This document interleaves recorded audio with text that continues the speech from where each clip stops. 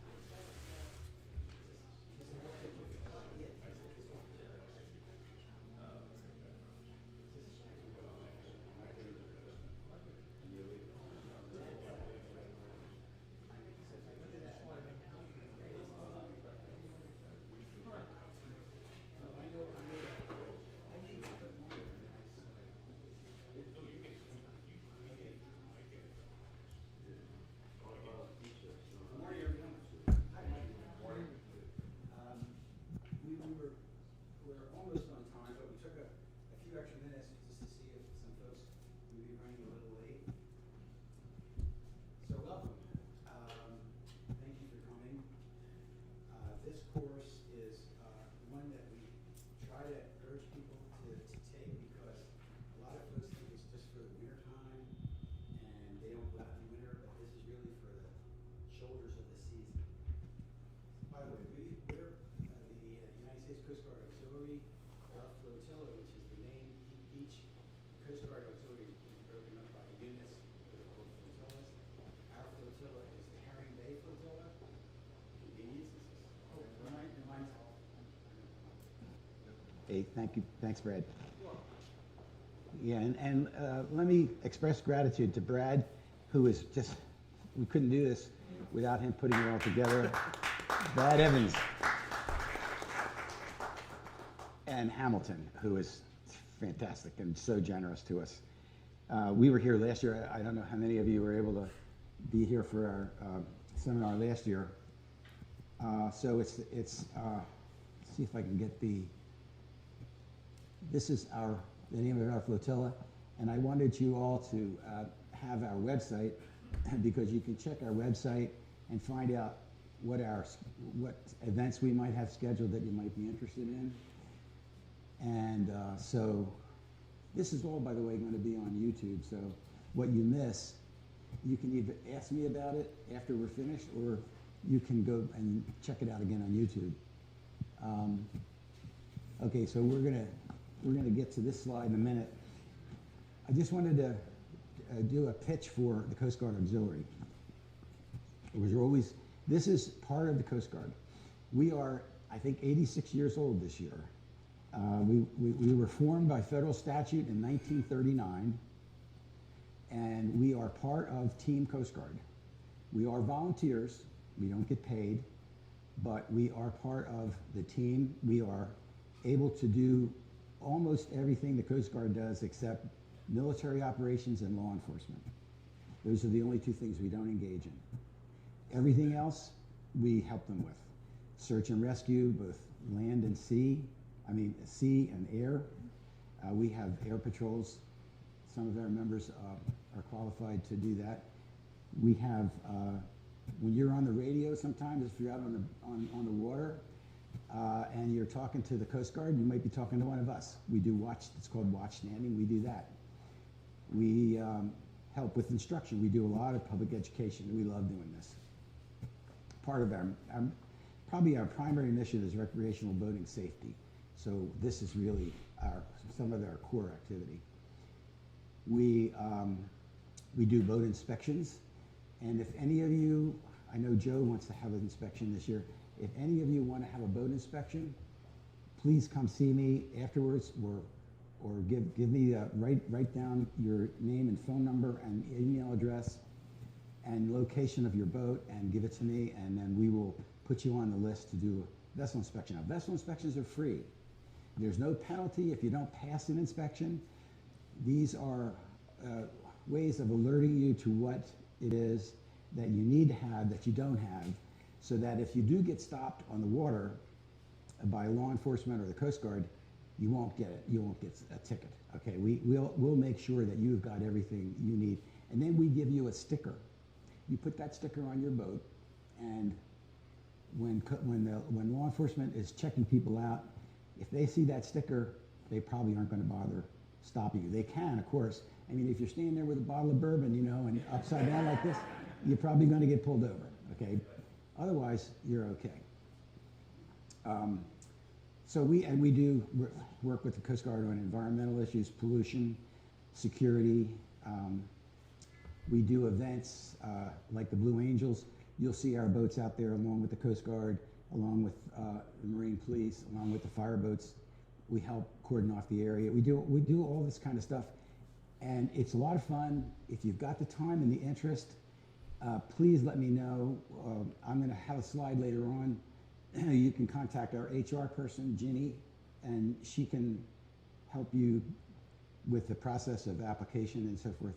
But by all means, let me know at the end of this presentation if you're interested. As I say, you don't get paid, except there is some parts of our activities for which you're reimbursed. For example, if you're using your vessel and it's been certified as an operational facility by the Coast Guard, they'll pay for your fuel and oil while you're out on patrol, that kind of thing. But what you do get, and it's free, is a fantastic education. We do all the training the Coast Guard does. Coast Guard motto is Semper Paratus, always prepared, and we take that to heart. When we're certified by the Coast Guard to do what we do. All that training is free. If you want to go out on the water, you get certified. If you want to do navigation, be a navigation specialist, you can get a lot of really intensive training on navigation. All that kind of stuff is part of the package. So consider that as an appetizer for why one of the John Wright is one of your customers at the Herrington South. Joined us last year. We're happy to have John. He's going to be a vessel inspector this year. And so I want to remind you, we have another course we're going to give on March 15th, and it is a concentrated course on what we call the essential elements or the key elements of boating safety. And it's going to be a 3-hour course rather than today's, which is 2. But we'll have a break, so it'll be 2 hours. Maybe we'll take a 15-minute break, and we'll finish off the course in 3 hours. It goes into a lot of detail about boating safety, and it's very instructive on all kinds of things that it's built on the submarine command course. So it'll teach you how to prepare your crew in case something happens to you as a boat operator. What do they need to know? It'll help you with proper techniques for emergencies. You run aground, somebody goes over, falls over. So we will give you some ideas on how to address those kind of emergencies. A fire on board, how to operate a VHF radio under emergency circumstances. A lot of people kind of forget some of the things that the Coast Guard needs to know when you're having a mayday or a pom-pom. So we touch on all this stuff. We package a lot of this into the 3 hours, and we find very positive response to this kind of stuff. Even experienced boaters, you just forget some of these details, and we will remind you. And in fact, one of the things we're going to bore you with is the next item I want to mention, which is the importance of wearing a life jacket. These are our statistics show that 9 out of 10 people that drowned in boating accidents were not wearing life jackets. So figure how many of those people would still be with us if they just were wearing a life vest. It's not a big deal. You know, you have all the inflatable stuff that's really comfortable, easy to wear, like this one here. I mean, the Coast Guard, when we're on patrol, we have these much bigger, bulkier things with a lot of pockets because we have to carry a lot of gear. But something like this weighs practically nothing. I mean, I forget I have this on. It's just so, it's sort of like the old seatbelt thing. You know, who wants to wear a seatbelt? It's so, I don't like that. It's uncomfortable. Now you don't even think about it. You put seatbelts on. Same thing with a life vest, but it can save your life. And in this course, it's critical in the cold weather to be wearing a life vest. Critical, and we'll explain why. So you'll be hearing us beat that drum for a while, because again, it makes all the difference. And by the way, boating safety education, like the course that I talked about on March 15th, and in 2022, the Coast Guard's statistics showed that 74%, that's almost 3/4 of all fatalities on the water, the boat operator in that event had no safety education, zero.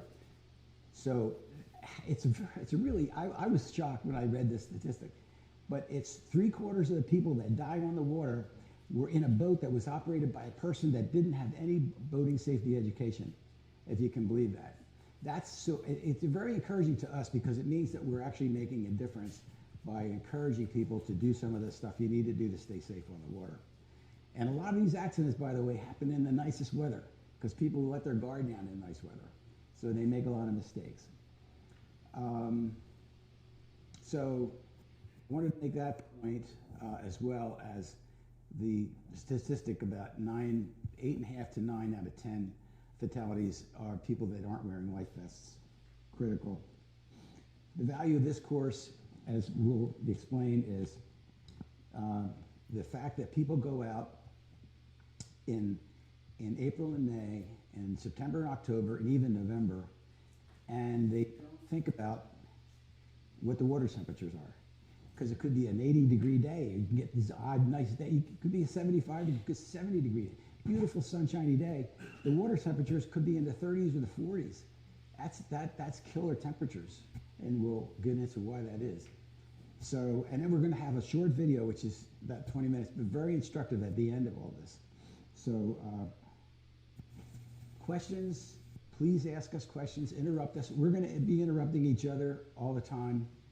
And so there's that. I'm going to let my fellow instructors introduce themselves. Paul Manicone. Good morning, everyone. I'm Paul Manicone. I've been a member of the auxiliary for about 8 years now, and slip holder here at North for probably 12 to 13 years. So raised my kids here on the bay, lots of great memories. And I love to sail. I'm also a physician by trade, so anything that involves kind of the health aspects of the courses we teach, I usually get involved in. So thanks for coming. Paul's also a sailor and has a sailboat right here at the Marina. I was a power boater for a while and converted to sailing. And Frank. I'm Frank Voltaggio. I'm been with the auxiliary about 28 years now. Also former active duty Coast Guard and Coast Guard Reserve. Spent a lot of time out in the North Atlantic, a lot of sea time. Worked at small boat stations also. So I've seen a lot of what the Coast Guard does and participated in it. Retired systems engineer. Last 25 years with the FAA on radar and landing systems. Just want to start off with. Before we do that, I'm going to just. I want to introduce somebody that's here. Mark Campbell. Would you stand up? Mark Campbell is I mentioned to you that our units are called flotillas, and flotillas are gathered into divisions. And Mark is the commander of the whole division for Central Chesapeake. Thank you for coming, Mark. Thank you. Okay, I wanted to just pass that on. Okay, go ahead. You and I start off. Oh, yeah. Famous phrase, bad decisions make great stories.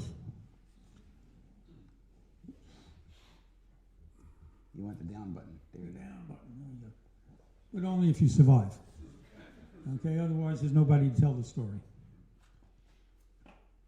So we're going to get into a couple of different things here today. We're going to talk about principles of cold water physiology, and Paul's going to go into a lot of that. Survival. How do you survive when you fall into the water? Very important. Analyzing fatality cases. We're only going to talk about 2 cases because time doesn't permit us to do much more than that. The last thing we're going to do is show you a video, and this is a very good video. The Coast Guard puts this out. It's called the Cold Water Boot Camp that the Coast Guard runs up on Lake Erie. And they have 8 participants in this particular video. A couple of Coast Guard people, a couple of people from first responders groups, and you're going to see what they go through actually jumping into the water and trying to swim. And the water temperature is about, I think it's about 43 degrees. Here on the bay, last check was about 40 degrees. So it's a relatively similar situation from what they're doing up there on Lake Erie and what we have here on the Chesapeake. I think you'll really like it. It's a very enjoyable video. Okay, a couple of things on heat balance. The column to the left are the methods of transferring heat: radiation, evaporation, convection, conduction. We're not going to get into a lot of the actual details. The column on the right, though, is how your body reacts. So it's an example. Say for radiation, your body produces heat. Okay, your body's doing heat. A good example is if you have an infection in your body, right? The body's going to generate the heat to try to kill the bugs, and you're going to get a fever. They will actually measure the heat that's coming off your body. Another good example is shivering. When you get cold, your body automatically goes into the mechanical shivering mode. It's an effort to try to generate heat to warm the rest of your body. External heat, many of you may not be familiar with the electronic hand warmers that they sell, and they sell electric foot warmers and a whole bunch of other things. They will actually help raise your body just by holding on to something that's warm. You're getting the conduction from that device into your body. Okay, one point here. This is the only slide that deals with physics and math, so please don't get upset or nervous. I know a lot of people are not comfortable with that, but we'll try to make this as comfortable as we can. Scientists have gone through and they've cataloged a whole bunch of different objects in the world, and they've come up with, they call a coefficient of thermal conductivity, or heat exchange. We're only concerned about water and air for this class, okay? Everything else doesn't count. Water conducts at 0.6, and I'll just briefly tell you what the equation is. It's watts per meter squared Kelvin. If you don't know physics, it won't mean anything at all to you. But it's a ratio that they've generated to be able to analyze this. Air, on the other hand, is 0.025. Now, what does that mean? You take the ratio between water and air, it's 24. Water is 24 more times conductive than air. So if you fall into the water, say, for instance, I were to go down to the bay and jump into the water. I'm not advising anyone to do that. My body temperature is 98.6. The bay is 41 degrees today, right now.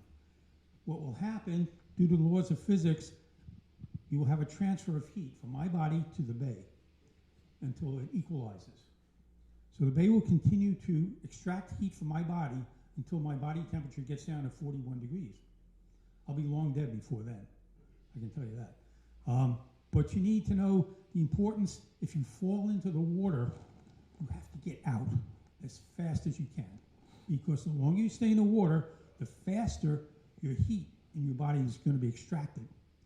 Now, a lot of people think, well, if I get out and the air is cold, many times the air temperature is, I think, about 36 degrees today. You'll feel it, yes, when you get out of the water. But because air doesn't conduct the transfer of heat as quickly as the water does, you have a longer survivability time. And that's really what's important. how long can you survive? You stay in the water, your time goes down. Everyone clear about that? I just want to make sure, because this is the whole basis of what we're going to talk about today, your survivability in the water. Okay, with that, I'd like to turn it over to Paul.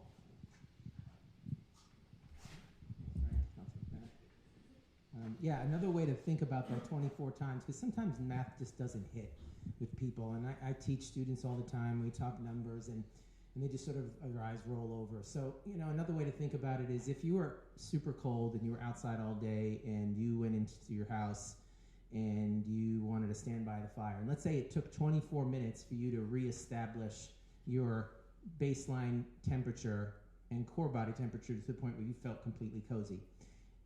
It would take you 1 minute to do the same thing by getting in a hot bath. So just think about it the other way in terms of how conductive water is in both directions. Okay, so hypothermia. As Frank and Joe alluded to, the Chesapeake Bay in the mid-Atlantic is deceiving because we can have really nice air temperature days in the shoulder seasons. I personally love sailing in March and April and October and November. Right, the winds are steady. We don't have those summer thunderstorms and humid air. So it's a great time to be boating. And so we're not saying don't go boating in the shoulder seasons. We're just saying to do it safely and be mindful of the difference between what your brain is saying when it's 65 degrees in November and you want to go boating.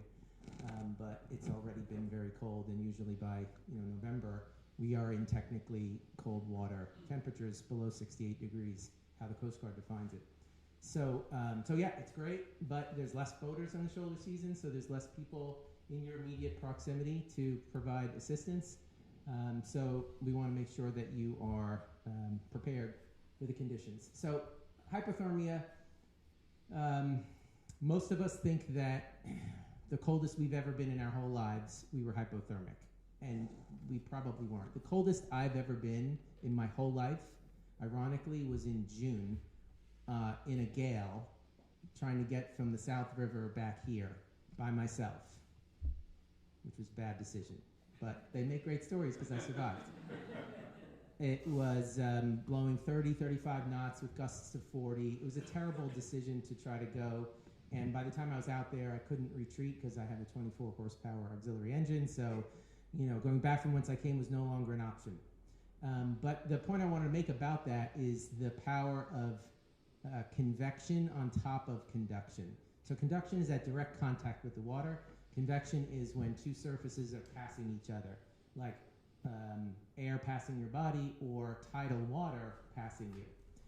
So if you're in the water, there's a difference between your survivability in a lake versus a tidal body like the Chesapeake Bay, because the water is passing you, and so it's stripping you of your heat. Rather than if you're in a pond, you're creating some ambient heat in the water around you, much like a wetsuit where you're trapping water and that water is heated by your body. So anyway, the water is spraying over the bow. I'm getting a bucket in my face every 15 seconds, and the wind is blowing and stripping me of my heat as well. And I also didn't, this was years ago. I was an inexperienced boater. And so I was solo, I didn't have any gear on, and I became very cold, very, very cold.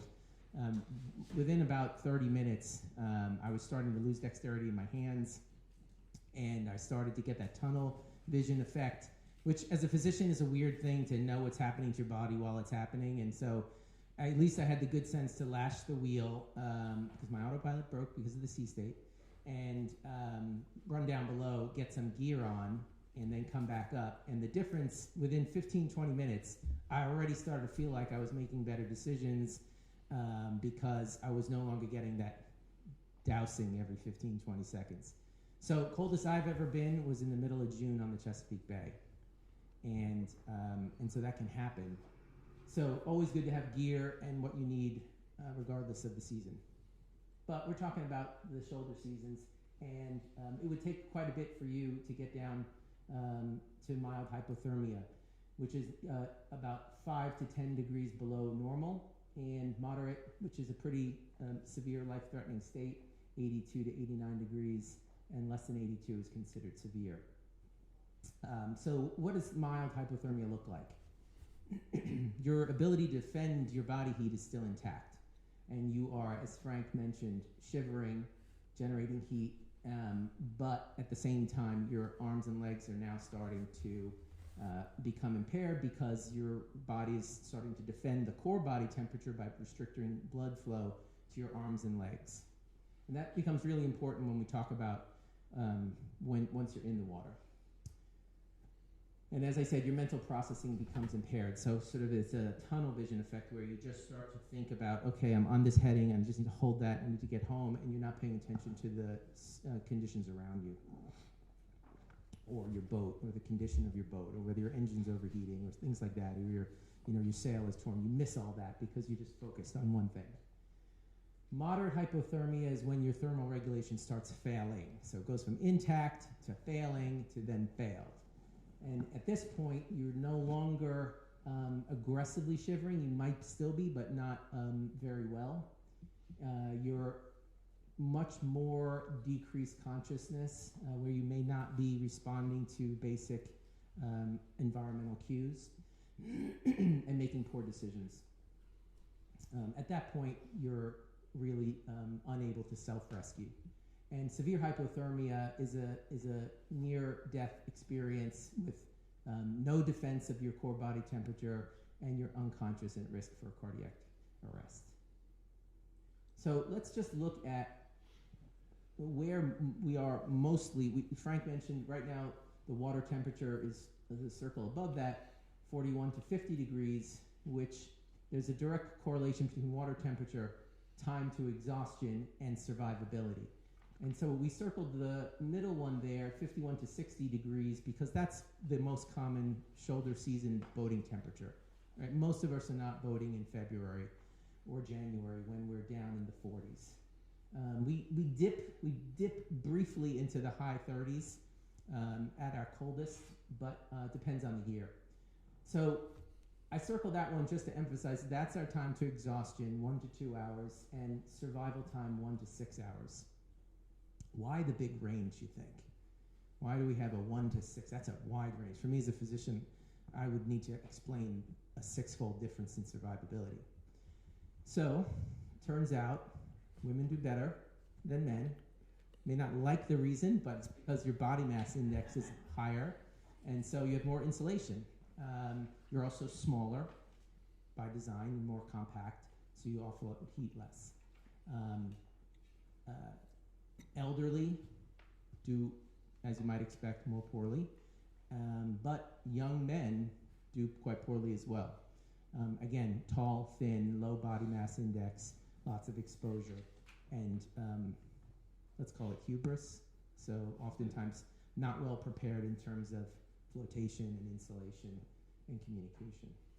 So this is pretty dire to go into the water and have a survival time of 1 hour if you're a young man, which is a common profile for mid-Atlantic boaters, with an exhaustion time of 1 to 2 hours. When you start getting into water temperatures in the 70 to 80s, you can see survival time becomes indefinite.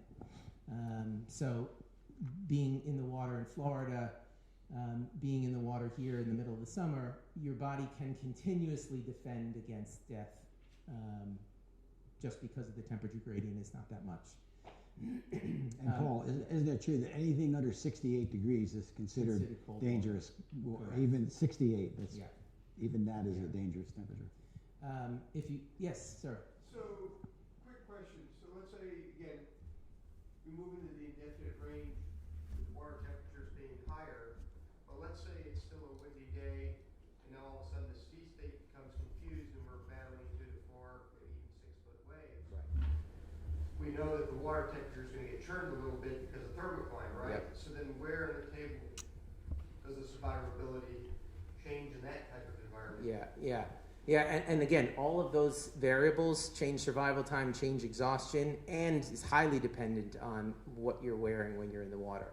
And we're going to see the dramatic differences there in a minute.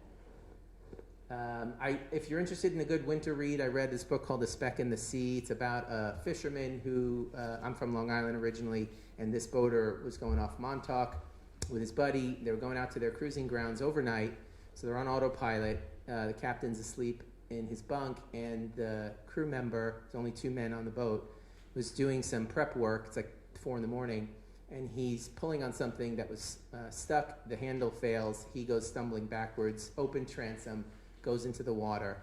Now this is the middle of the summer, and he was afloat for about 12 hours before he was able to get to a buoy and pull himself out of the water. And he ultimately survived. Big rescue operation. But 2 things that kept him alive. One was he immediately took off his big, the big fisherman boots, because he felt like he was drowning, he was panicking, and then he realized he can turn those upside down with air, and he put them under his armpits and used them as flotation. So he had some ad hoc flotation, and the water temperature is really what kept him alive. And they boat year-round in those fishing grounds, so simply because of the water temperature, he survived, fortunately. All right, so let's just look at the 4 stages of cold water submersion. The first is cold shock, and that is characterized by the reflexive gasp, which in itself can cause drowning. If you've ever gotten into a cold shower, your first response is, right? Or, when we get into the water, the pool's first open, but it's still pretty cold, and you need that time to acclimate. But if you're unprepared for it, you will often gasp, and almost invariably, by reflex, you will gasp. That's particularly hazardous if you enter the water head first. We'll get back to that later. But that in itself can lead to an aspiration of up to a liter of seawater, which can cause drowning right there. The second is swim failure, otherwise known as cold water incapacitation. And the time to incapacitation varies by the water temperature and water conditions, and this is we say, and we'll see in the videos too, you've got about 10 minutes of purposeful movement, and so planning your time in the water, which Frank and Joe are going to cover, is really important. Do you stay with the boat? Do you swim to shore? You have to sort of understand where your limits are and use those 10 minutes wisely.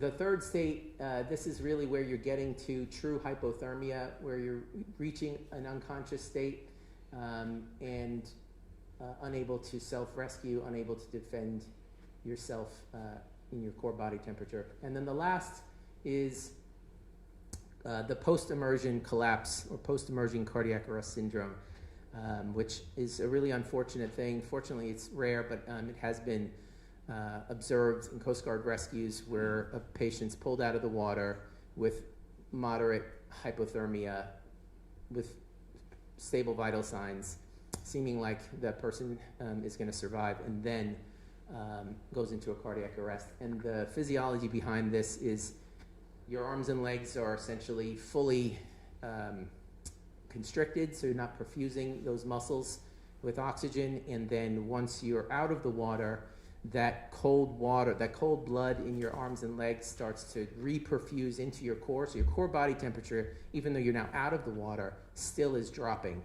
because now there's an equilibration between your arm and leg blood with your core blood, and so your body temperature continues to drop, and that can cause cardiac arrest.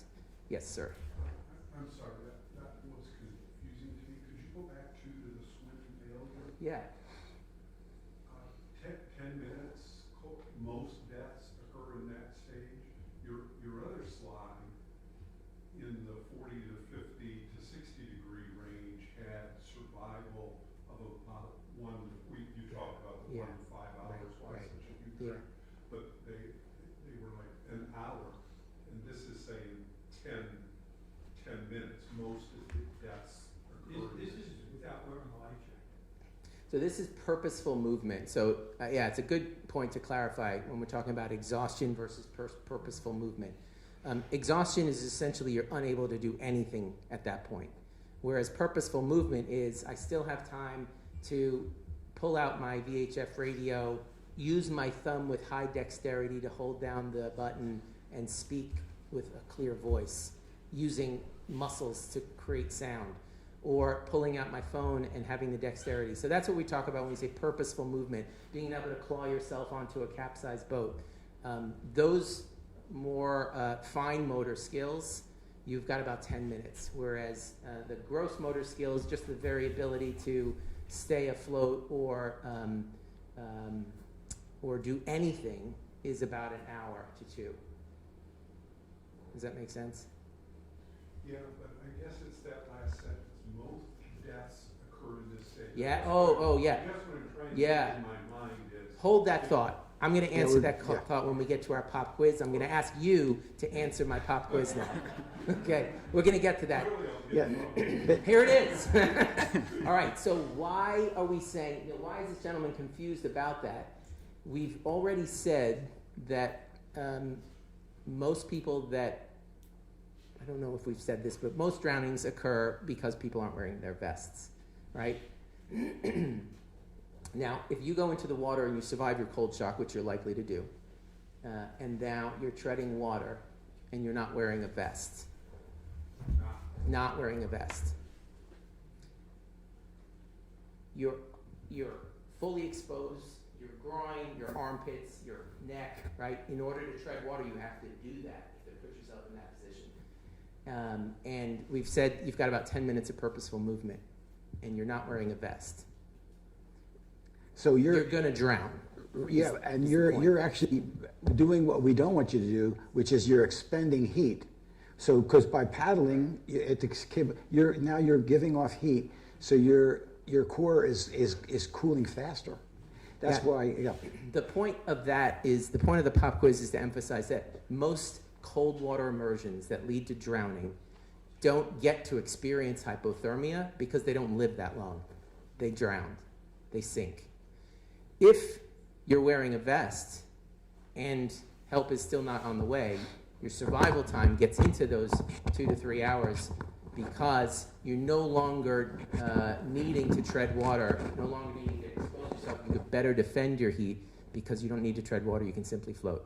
So the reason why we say most deaths occur in this stage is because most cold water immersions most drownings in cold water are because people aren't wearing vests. So they don't even live long enough to experience hypothermia. They drowned normothermic with a normal core body temperature. Yeah, thanks for clarifying that. Okay, Frank, I think I'm coming back to you.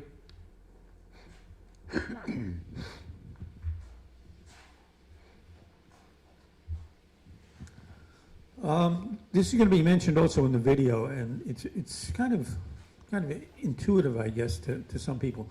We talk about a 1-10-1 principle of survival, or what happens when you get into cold water immersion. And you have 1 minute to recover from the shock.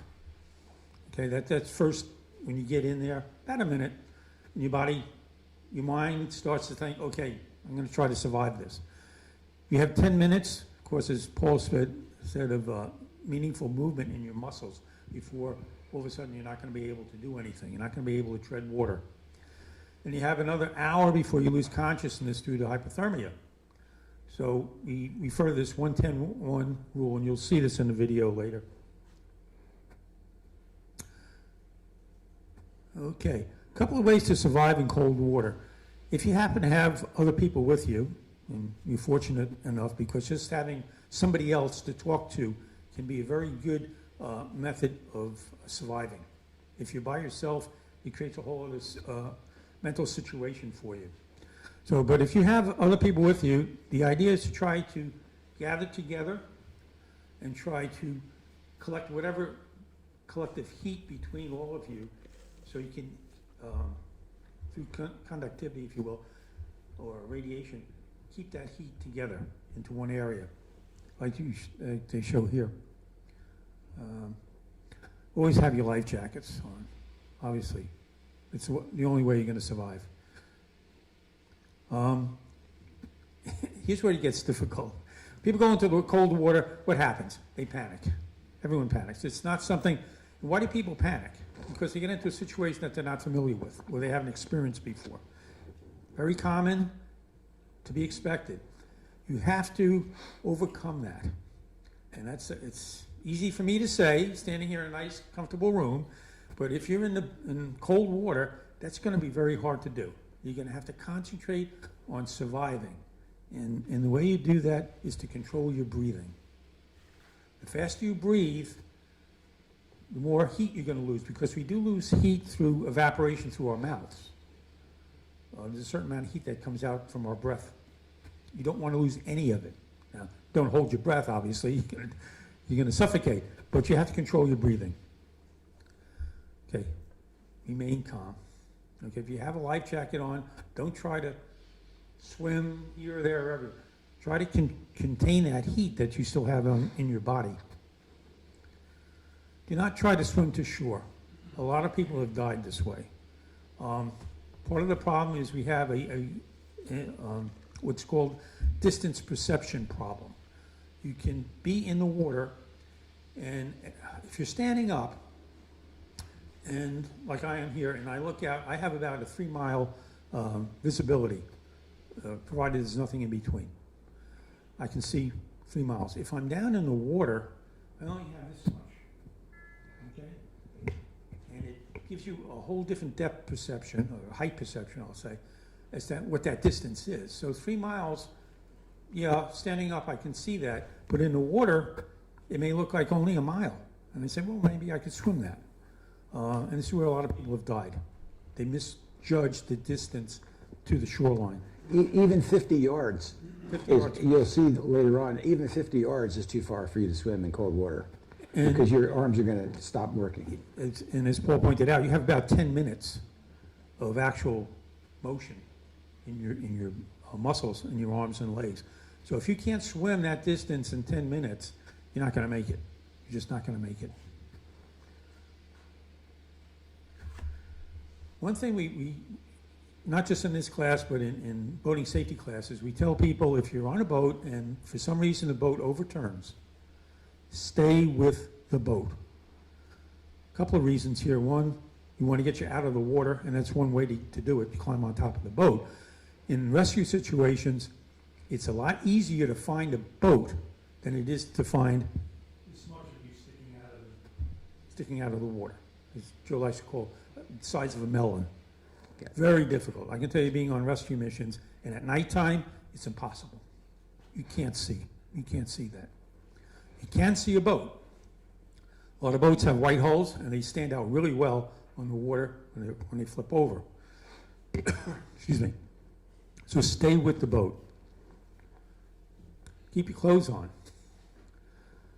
It seems strange to say that, but whatever insulation you have helps to keep that warmth in your body. And once again, if you're in a group huddle together, you want to try to keep the group heat together, and you could help save each other. If you have a waterproof phone, not everybody does, or you have a phone that's in a plastic bag, and they sell those with a lanyard you can put around your neck, you can try to call for help. But be aware that within about 10 minutes, you're not going to have that dexterity in your fingers. You won't even be able to dial if you get that cold. So you need to do that relatively quickly.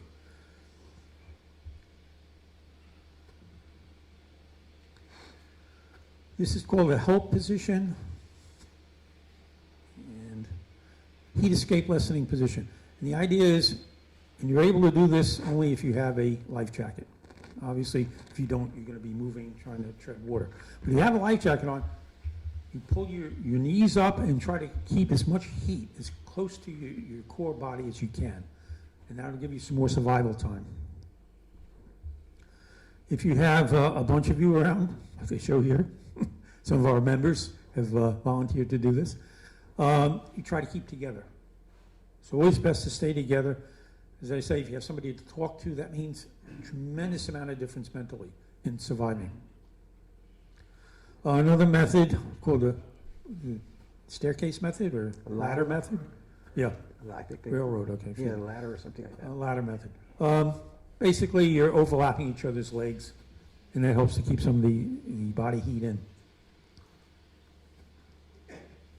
Joe, you want to take it? Yeah, sure. So you notice the common theme here is conservation. A lot of folks, when they fall in the water, think, I want to swim to safety. But in a cold water situation, it's the reverse. you want to conserve heat because the quicker you become hypothermic, if you have a life jacket on. If you don't have a life jacket on, don't worry about hypothermia. You're going to be dead. You won't make it anywhere near hypothermia until about 30 minutes. Believe it or not, a lot of people think I become hypothermic as soon as I start shivering. Well, mildly so, but it's really about a half hour in before you become hypothermic. But that's why it's critical. If you're wearing a life jacket, you don't have to expend any energy doggy paddling, trying to swim here or there. You can just stay still and keep the body heat that you have. These other positions where you're getting close to other folks or keeping your clothes on, all those things are intended to capture heat that's dissipating and keep it close to you. So if you're with other people and you're in a group like that, everybody's giving off heat, but the heat is staying localized to some extent, so you're going to survive a little bit longer. And the idea in cold water, especially if you're by yourself and there aren't a lot of boats out there in the shoulders of the season, you want to live as long as you can because the chances of survival increase the longer you live. If you make it to an hour, that's an hour's time that somebody can come and get you. And if you have communication, which we'll get into, you can cut that time back. But the idea is to conserve heat.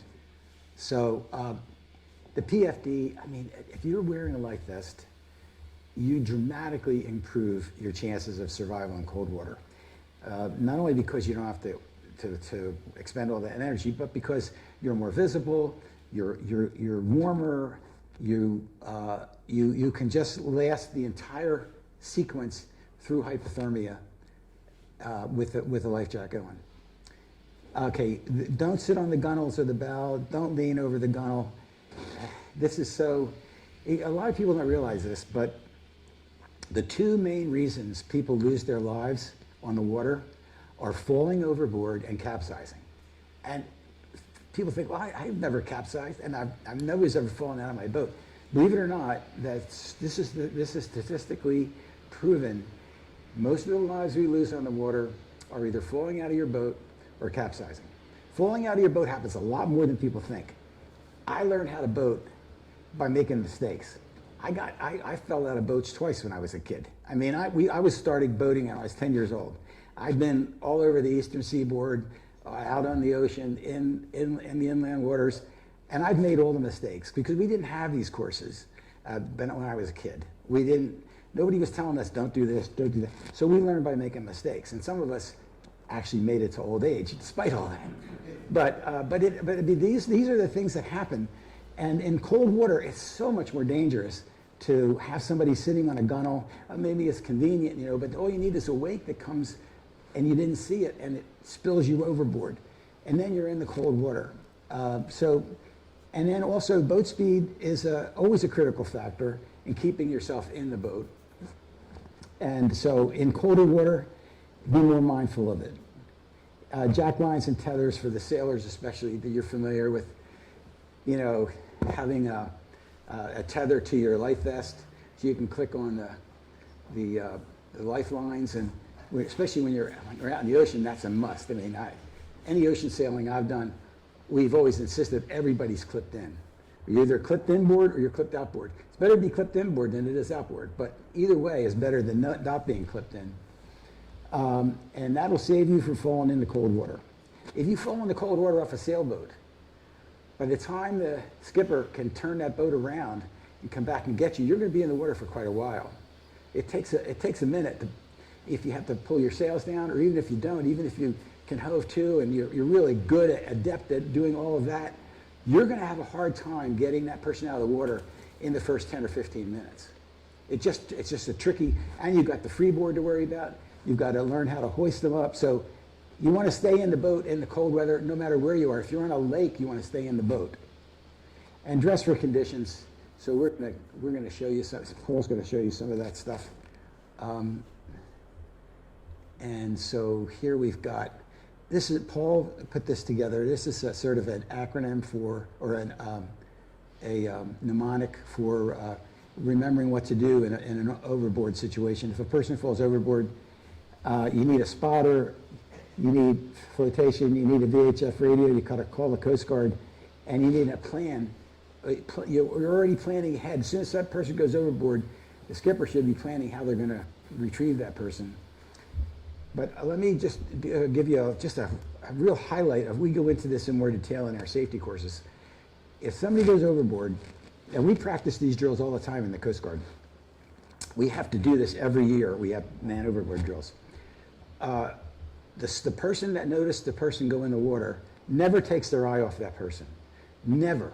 Don't, even if you want to talk to the skipper, just shout. Don't turn. As soon as you turn your head away from that melon that's floating in the water, you're going to not be able to find it again when you turn back. Chances of you finding it again diminish rapidly. If there's a chop on the water, forget it. So the spotter, you want to tell your crew this to begin with. There's a couple things in the boating safety course, we're going to get into this, what to tell your crew before you leave the dock. It only takes about 5 minutes, but that 5 minutes could save your life, especially if you're the skipper and nobody knows what to do when you disappear. Anyway, the spotter always keeps their eye on the person in the water, and throw whatever floats. This is why you're required to have a cushion that floats, because that's the first. Don't take your eyes off that person. Know where that cushion is. It always has to be outboard. It can't be inboard. If you're inspected by the Coast Guard, they're going to want to see that cushion outside. When we do boat inspections, we remind people, make sure that that cushion or that throwable is outside on the deck so that it can be grabbed and thrown overboard. That's the purpose of it. So you throw that thing in the water, and that's a much easier thing. That big white cushion, a big red cushion, or a big circle life thing. Any of those things.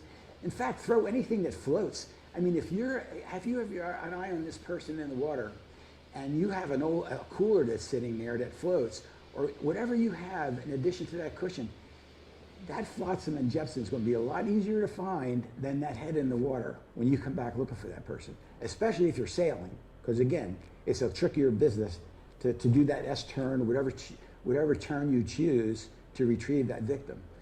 Never take that spotter, their job is never to take their eyes off of, if they lose track of that person's head, at least they know where they're seeing that stuff that you threw in the water floating. And then they're telling the skipper, what to do. If the skipper comes around, if the person goes over the starboard side, you want to turn to starboard. And then it's 5 o'clock, 3 o'clock, whatever. Give that skipper an idea where to head, what heading they need to go into the general vicinity of where that person is. I don't want to get too far afield in this, but these are the things that are so critical anytime a person's in the water, but especially in cold water.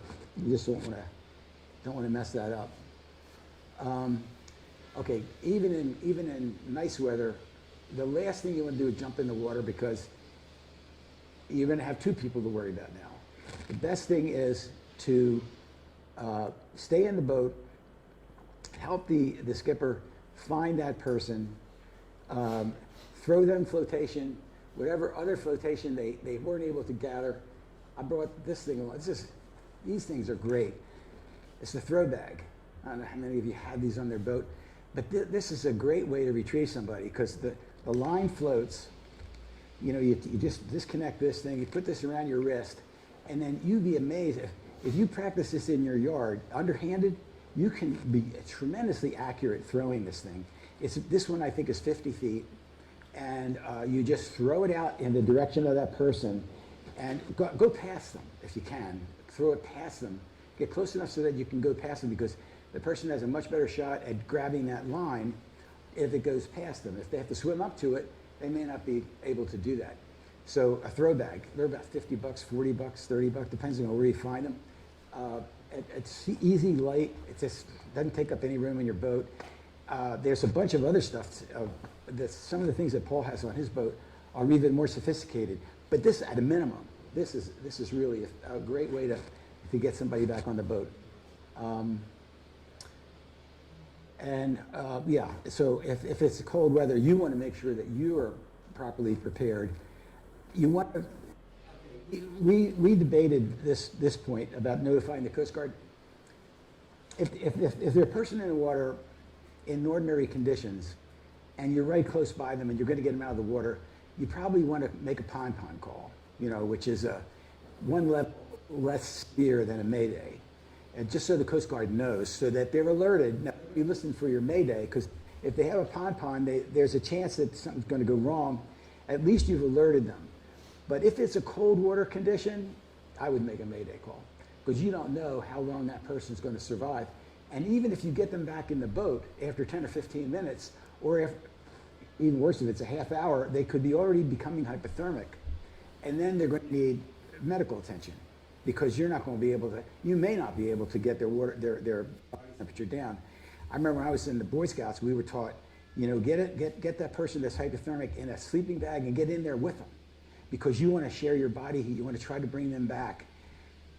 If the person is severely hypothermic, I think Paul will probably get into this, but when you get a person out of the water that's severely hypothermic, it's a whole different ballgame. You have to be so gentle with them.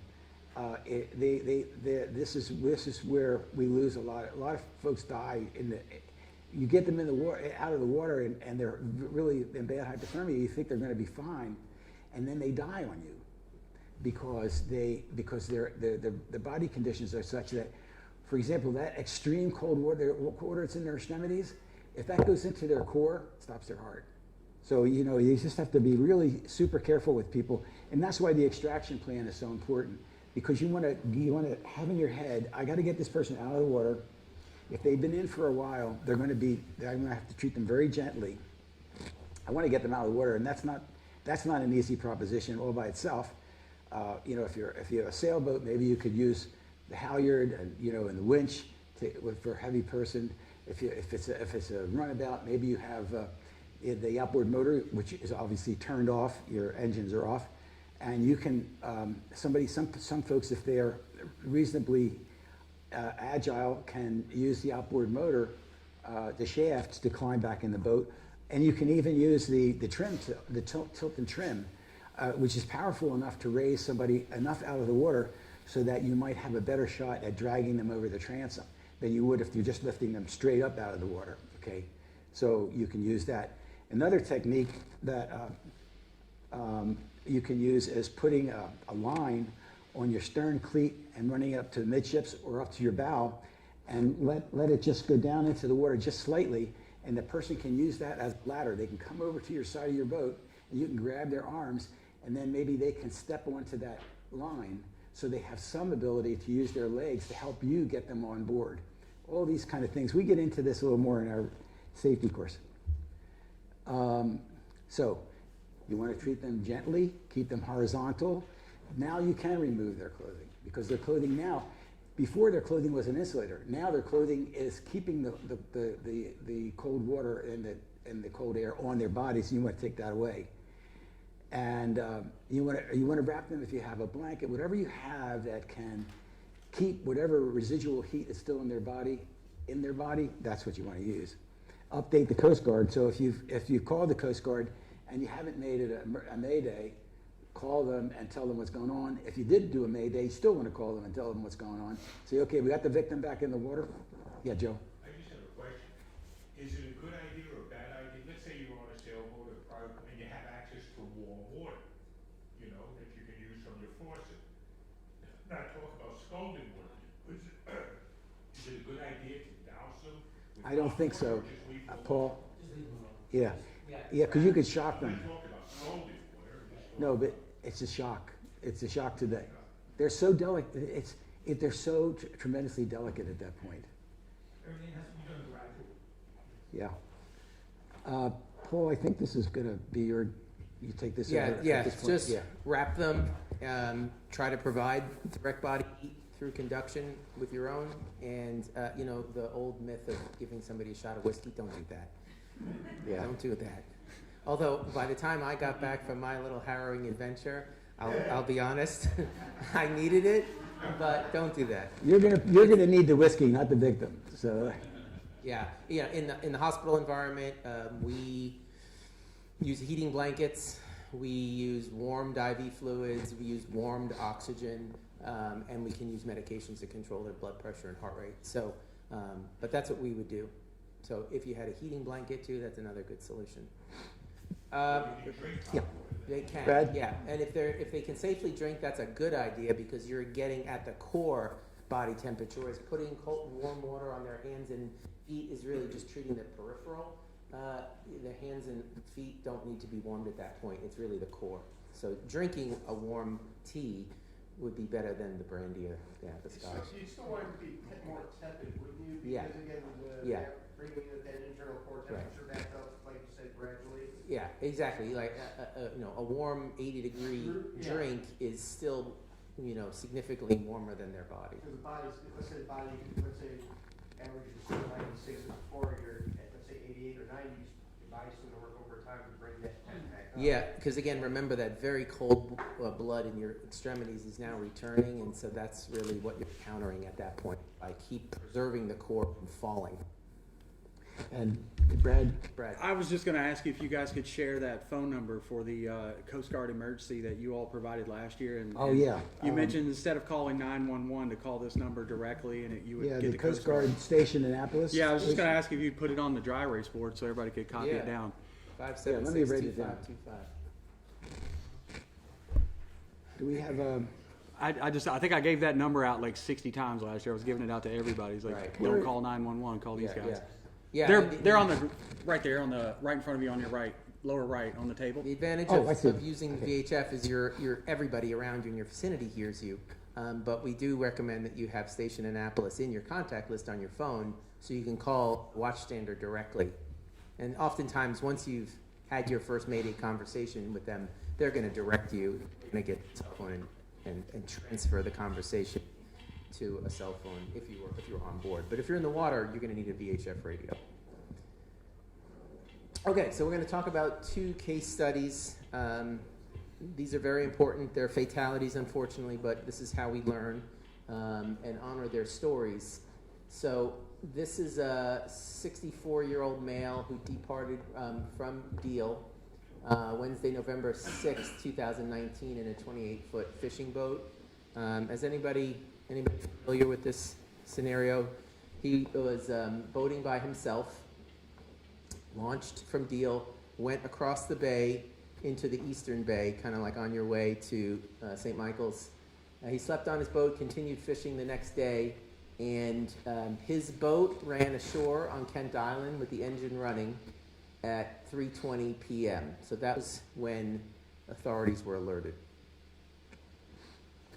A massive search was conducted with state, local, and Coast Guard assets, and his body was recovered 2 days later, 18 miles from the scene. He had no PFD on.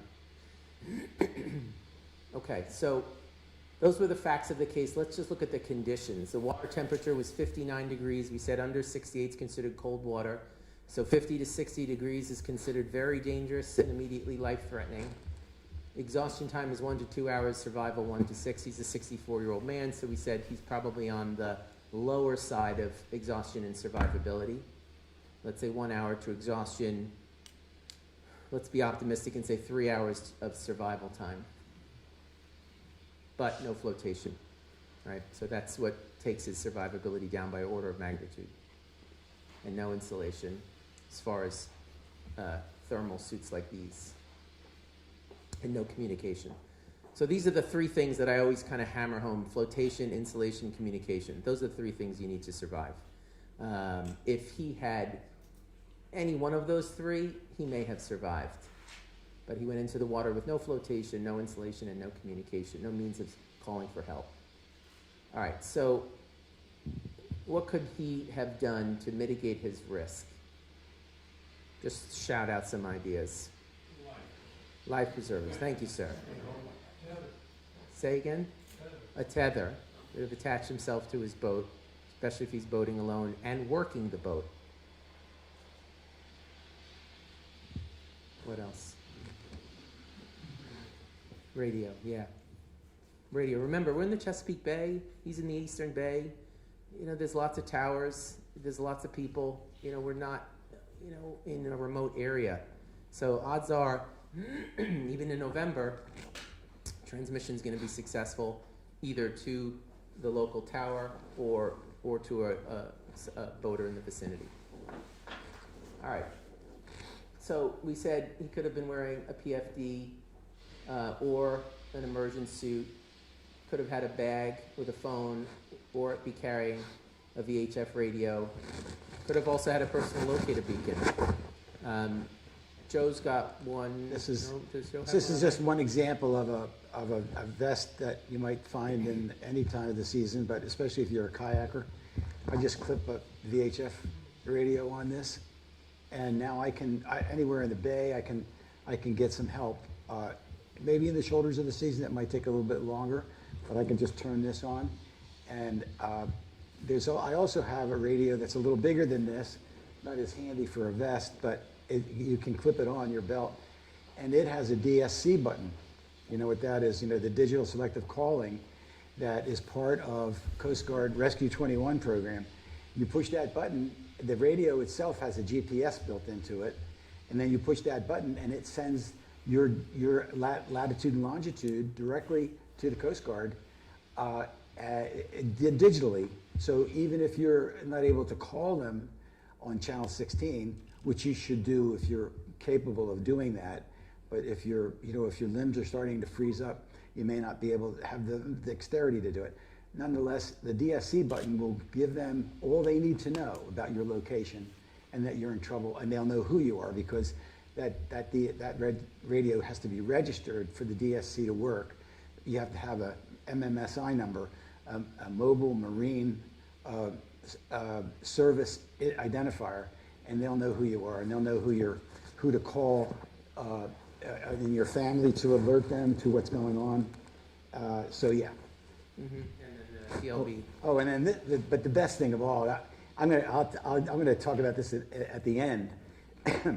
These things, we all have to have these with the Coast Guard. When we go out on patrol, we have a whole bunch of stuff that we have to have. But this thing, anywhere in the world, I could activate this little machine, push that button for 2 seconds, anywhere in the world, and the Coast Guard or whoever is the local authority that tracks this, it goes to the satellite. As long as I'm outdoors, it goes to the satellite and they can find me. I can be having a bowl of pasta in a restaurant and I can push this button and they'll find me. I mean, these things are worth their weight in gold. And I have a story, if I have time, I'll tell you later, about how this saved six very experienced spear fishermen. I told this story last year if some of you were here for that course. But yeah, it's a great story. Yeah, it makes me crazy when I read these stories on the news about, so-and-so hiker who survived on his own urine and nuts for 3 days. And, a simple device like this, which is readily available, eliminates all of that, whether you're in the mountains or on the water. As long as you have a clear view of the sky, as long as you're not underwater or in a cave, you can communicate with a satellite. That's it. Those are the only two prohibited. Yes, sir.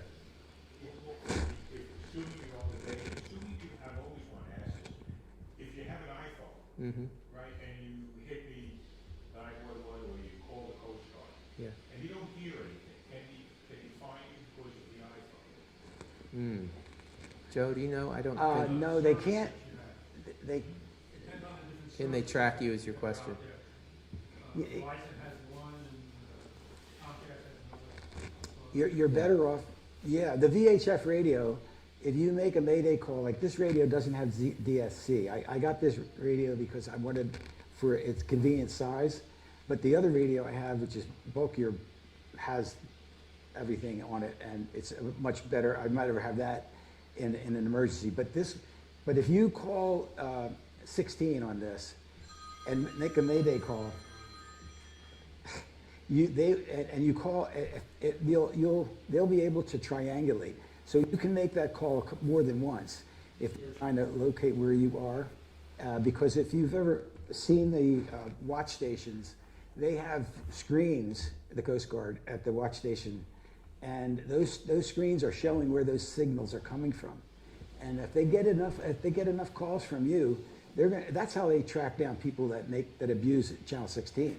They can find people that kids get on the radio and think they're going to make a Mayday call, and nobody's going to know it. That's not true. Mm-hmm. They can triangulate and find you. Anyway, it's better than nothing. The VHF radio is much better than the cell phone because obviously it reaches more people.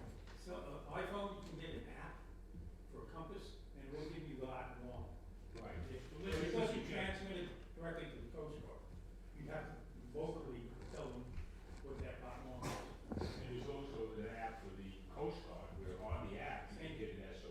Mhm. But, Correct. and I'm assuming that'll send your location, even if you can't tell. Right, it'll send your GPS location. Good point. And if you don't hear from him, or you just see the signal, will he send somebody out for you? They will. They will. Mhm. Even if he just as a. That's all they can do. Ghost. Yeah. They'll assume it's a rescue mission, and they'll send somebody out. Yeah. Yeah, whoever doesn't have this is a wonderful app. I don't know whether you can make it out. This is the first page of the United States Coast Guard app that's free. And you can see at the bottom that red line there, that's the emergency button. So that makes your calls for emergency assistance, but it's got all kinds of information on there. It's got the rules, it's got the NOAA buoys reports, the weather reports, it's got the rules of the road. You can file a float plan on this thing. You can do all kinds of stuff with this free app. You got the red bar on the bottom, you hit that gets you the Coast Guard. So you don't have to go through a 911 operator. It's a great app. Okay, let's keep going. I'm going to go into the second. And we said an ignition kill switch may not have been relevant for him if he's working his lines while his boat was underway, but certainly a buddy aboard would have been another mitigating factor. And float plan's always a good idea. I don't know that it would have helped him in that situation, but this is our second case in the Muscoot Reservoir in New York. So just up north of the city. In January, two men, the middle-aged men, were in a 12-foot aluminum rowboat, so a John boat, began fishing in the afternoon. They spoke with their relatives at 5 p.m., said they were going to keep fishing as the rain started to fall and the sun started to set. And unfortunately, by 7 a.m. the following day, the boat and the bodies were found in the vicinity. They were both wearing PFDs. So the water temperature is 38 degrees, so much colder than the first case, but not that much colder than the water is right here, only a few degrees colder right now. So this is extremely dangerous. Exhaustion times are only 15 to 30 minutes, and survival is 30 to 90 minutes.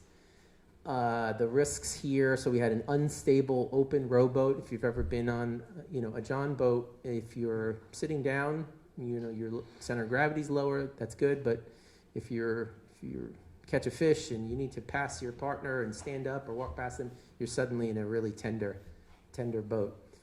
Raining makes the aluminum slippery, and sunset with visibility is another risk factor. So in being that these bodies were retrieved and they had post-mortem analysis, the 47-year-old man was determined to have died of hypothermia, but the 48-year-old man died of asphyxiation due to a cold water drowning due to aspirating fluids. So you can kind of deduce that the man that aspirated probably went into the water head first and had a cold water gasp and aspirated and drowned. Whereas the man who died of hypothermia survived the capsize, but didn't survive the cold water immersion because of time. Unclear, they spoke to their relatives at 5 p.m., so it's unclear if he lost his means of communication in the fall, if it just was in the boat or on his person and he was unable to use it. Unclear there. But in terms of the analysis, they were wearing flotation, that's great, but they were in a relatively risky vessel and not wearing any insulation. So they're probably wearing winter clothing, of course, but not immersion suits per se. Neither of them had communication on their person, and although they spoke to their relatives, didn't have a float plan. And so how can these men have increased their survival? What could they have done differently?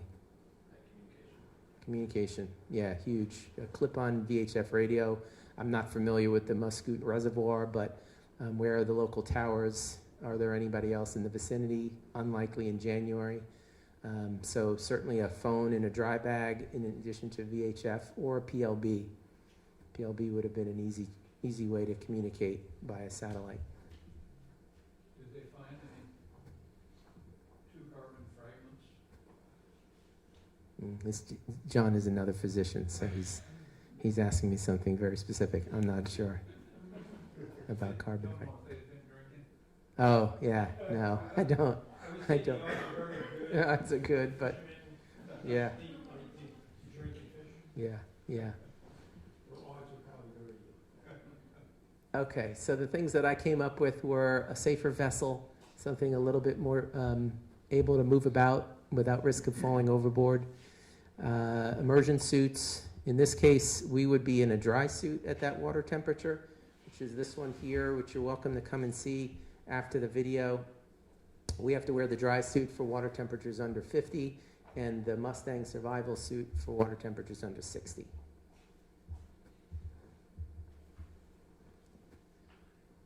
Even a whistle or a strobe, if there was anybody in the vicinity. Again, any kind of means of communicating. We talked about the dry bag, the VHF radio, the PLB, yeah, yeah, or the right boat, something that they could return to. Okay, this guy, I took this picture. This guy I'm coming out of the harbor, and I'm making my way into Herring Bay, and it's October 18th, so it's the shoulder season. It's cold water, and he's underway. You can see he's making way, right? You see his wake, and he's standing up in a tender boat, underway, without wearing a vest or anything else, and he's tipping his head back. Yeah, yeah. He's sort of losing his balance by looking up. And I actually just went immediately into neutral. I was like, I gotta just stand by for this guy until he sits down. But, the other point about this is the distance Frank mentioned. He goes over, that was about 200 yards to shore. So we'll see how the coasties do in the video, if you think they would have been able to swim 200 yards. This is me in the dry suit. The dry suit, as its name implies, keeps you dry. They're great to have. If you do have one, the purpose of this picture, the squatted position, is to remind you, part of our procedure before we go into the water is you have to burp these suits. They're so good at keeping you dry with this material that it traps air. So when you put it on, you're like a little doughboy, and you have to squat and open those up and let as much air out inside the suit as you can, because if you get into one of these with too much air, it's very distressing. We did this as a drill to get in the water, because you're simply fully inflated and you can't control your arms and legs. You just like, Feels very doughboy. yeah. So you can't even get yourself into the right position if you have too much air. So again, these are things that if you buy them, if you invest in them, learn how to use them, get in the water with them, practice with them. But you can see the difference between me and my fellow auxiliarist, Chris Jensen. I'm having a good old time. I've got my hands covered, my head's covered. His hands are not covered. This is like January. He was not happy, and it shows. But we were in the water for a good 15, 20 minutes and just felt completely comfortable. It's like I may as well have been in the middle of the summer. So they really do work. You just have to get familiar with them. Okay. You're up, video. Joe. So Any questions so another far? thing. Any questions? We're going to show you the video. Another thing that we haven't mentioned yet, I think it comes up in one of the later slides, that is a mitigating factor is if you have somebody with you.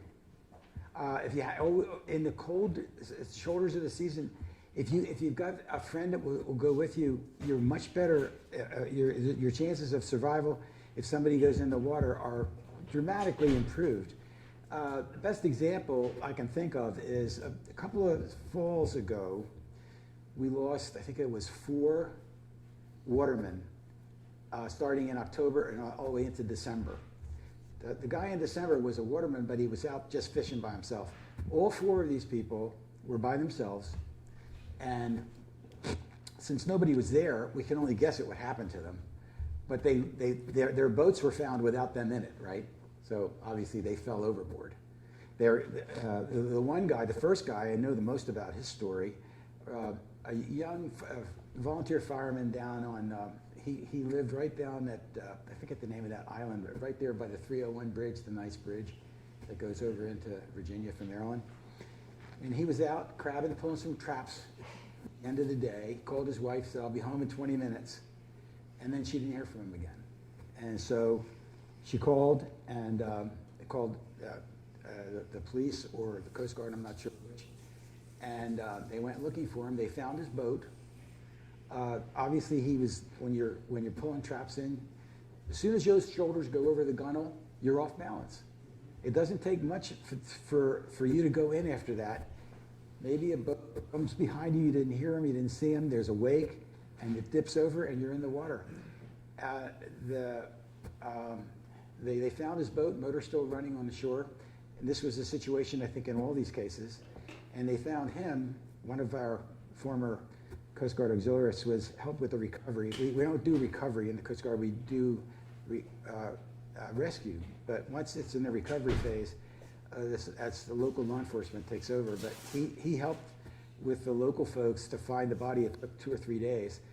But the last case in December, it took them 4 or 5 months to find this man's body. I mean, these are tragic situations that didn't have to happen. None of these people were wearing a life vest. None of them had communication with them. Maybe they had communication on the boat, but that's no good if you're in the water, right? That's why snapping one of these things on your vest makes so much sense. And these things, I mean, you can buy one of these things for less than $100, and they're waterproof. You snap it on your vest. I have a whistle. I'll show you. There's some things you can put on your vest, take up no room, even on inflatable vests. A strobe light, a mirror, and a whistle. It just they're almost weightless, and they can save your life. Anyway, none of these people had any way of calling for help. I just wanted to mention one more thing because we neglected to talk about the risks of falling into the water from the docks. And we've got a 22-minute video, so I want to keep us on track. But I haul my boat out every other year, so I'm on hard this year. But, you know, I've got a multi-year paint. I like to save on yard fees. So I only come out every other year. But I visit the boat frequently when it's in the water in the off-season just because it's like my therapy. But it could be icy, it could be snowy, you're on the docks, stepping onto your boat in the winter is dangerous. And so I keep my float coat that the Coast Guard issued. You can get these on Amazon, made by Stern. It's got insulation in it.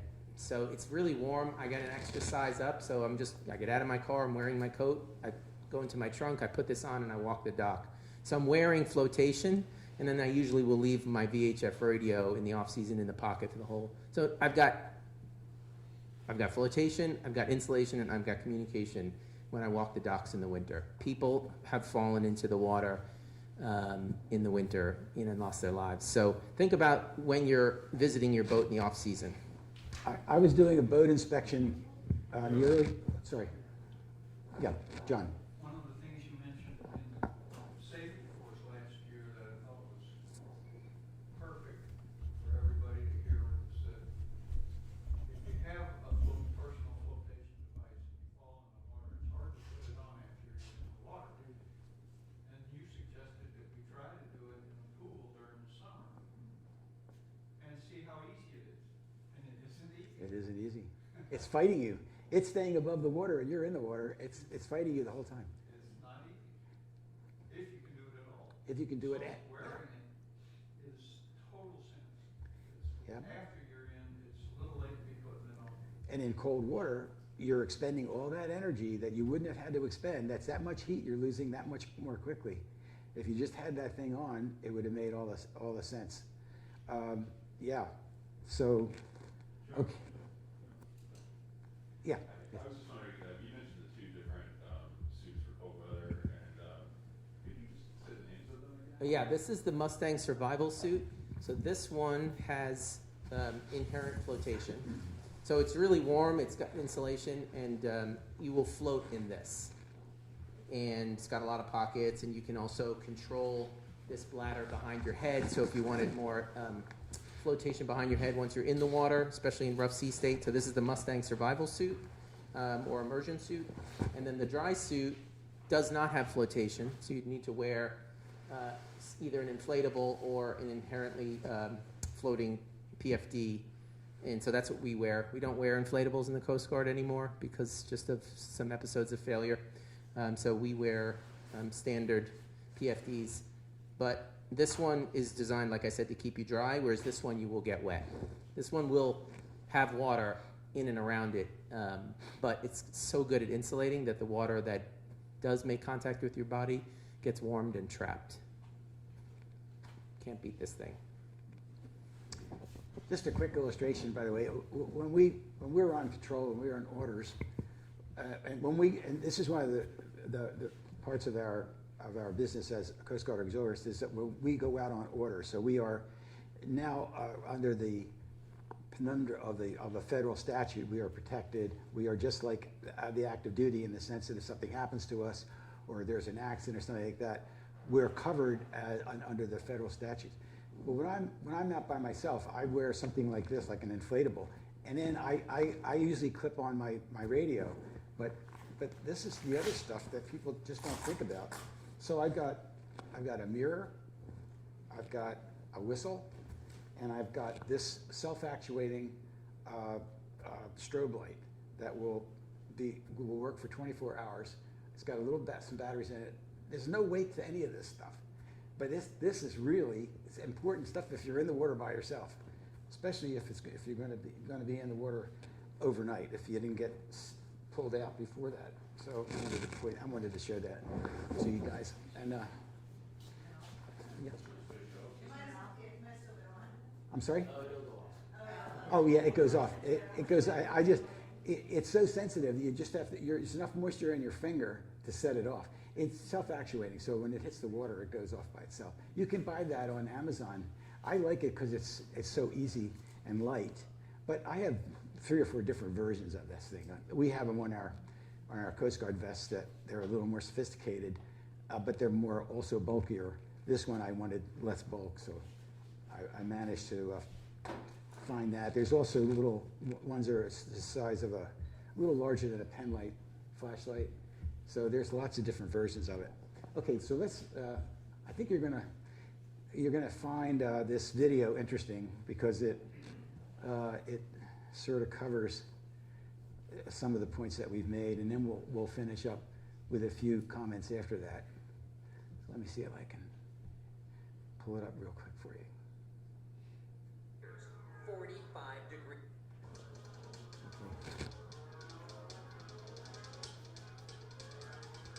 These are all people who volunteered to do this. They're willing to do it. Hopefully you benefit from what they go through here. Well, now it's acting funny here. Let me see if I can get it started again.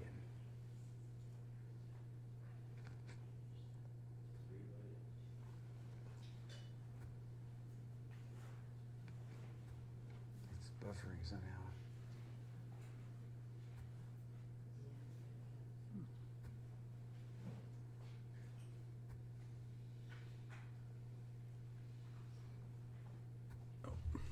Not connected to the internet.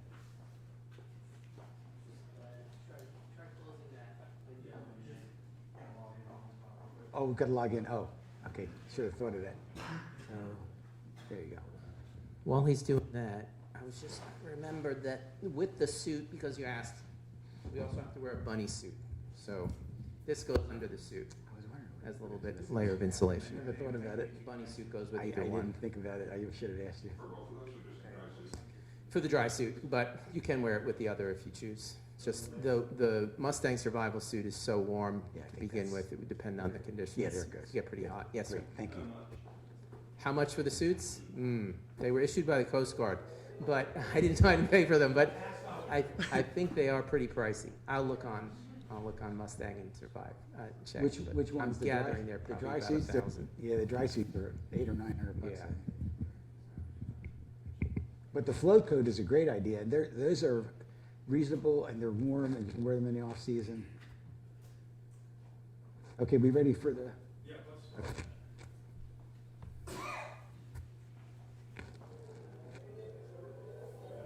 Check the audio. Did it stop again?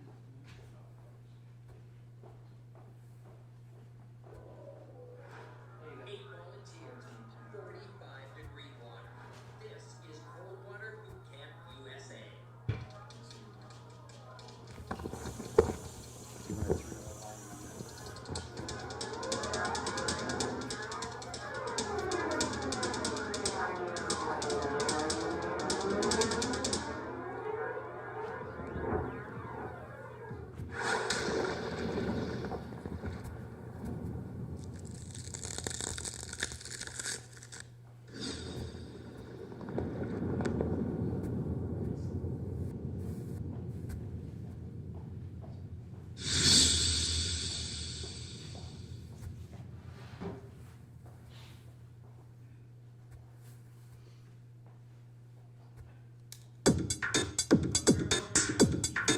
We have selected 8 very hardy volunteers from across the country to subject them to icy cold water and teach them how to survive an accidental cold water immersion.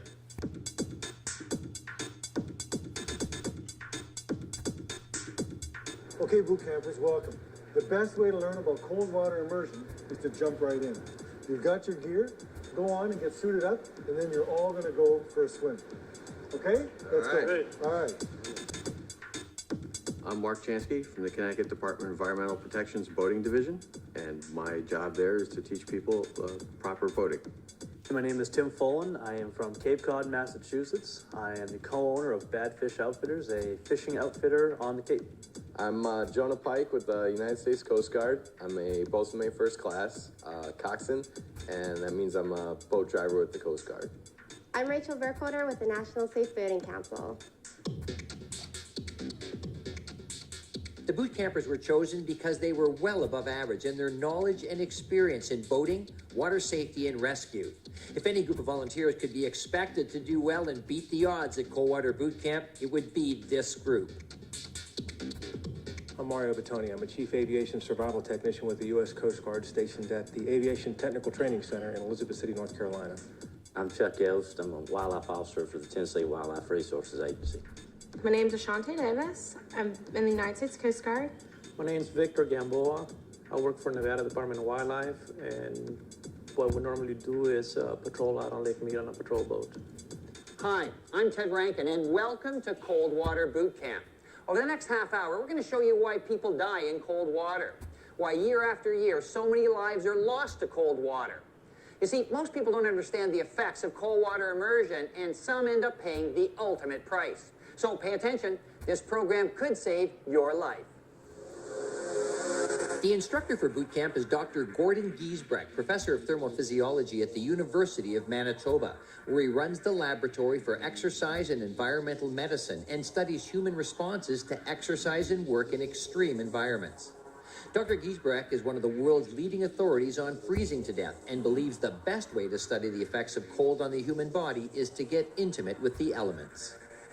Well, in my early 20s, I used to make a living as a wilderness guide. And so whether you're whitewater rafting or mountaineering or many other activities, hypothermia is always a concern. So I was always interested in it. And as it turns out, I didn't know a lot about it because I went back to university and got my undergrad. And then I went in to do my master's thesis. And I was trying to find a topic. But because of that interest I'd had from before, I managed to get into doing a study on hypothermia. The number that you pick will be the order that you get to come down here.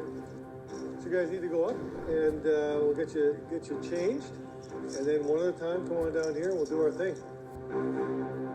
As our boot campers head to the water, here are a few cold hard facts. The 2007 study of recreational boating accidents by the United States Coast Guard found that water temperatures made a difference.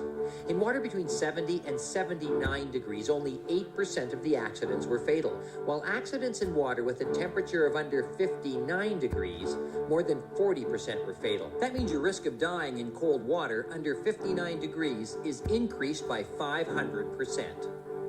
Drowning statistics studied by the Life Saving Society revealed that when it came to boaters, 60% drowned in water under 50 degrees and 34% drowned in water between 50 and 68 degrees.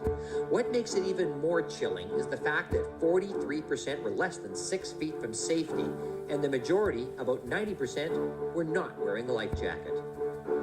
So why don't people wear life jackets? Research revealed that many said they don't need them if they're close to shore. Some felt that they could put their life jackets on in the water, and most said they didn't need one because they can swim. Well, as our boot campers are about to find out,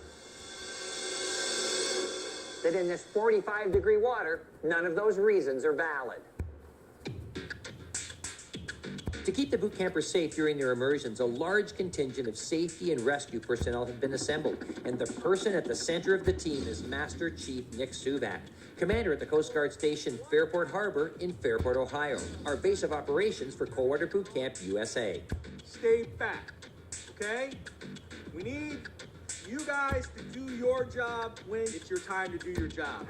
Okay, Ashante, it's the moment of truth. We're going to take you on a boat take you out to the U.S. Coast Guard boat there. So what I want you to do when you're ready, we'll give you instructions. Just jump in, and then I want you to swim towards this buoy. Okay. And if you make it that far, just give a little tag and then swim towards me over here. Okay? And just basically want you to swim as far as you can. And there'll be a rescue swimmer right behind you. You won't see him, but he's like, if you say something, he can grab you immediately. So don't worry about that. Just focus on the task and swim there. And if you hit there, come and swim towards me. I'll call you if you can't see where to go on the beach. Okay?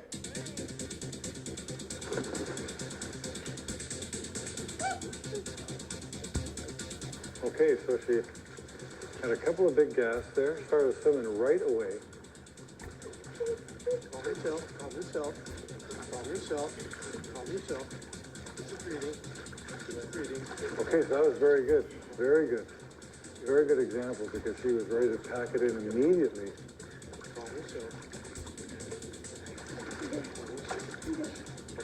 When you're ready, when you're ready. It's okay. All right? Yeah.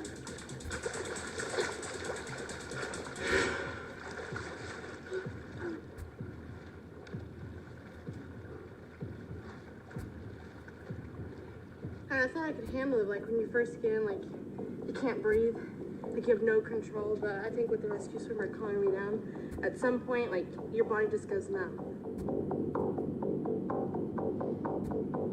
So if the rescue swimmer hadn't been there, what do you think would have happened? I probably would have panicked. And then what? Drown. It's not safe to go out and do this at all.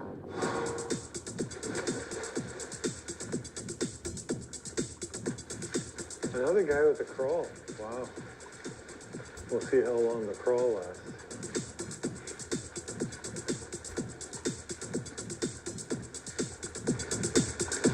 Oh, he's still going pretty strong after 20 yards.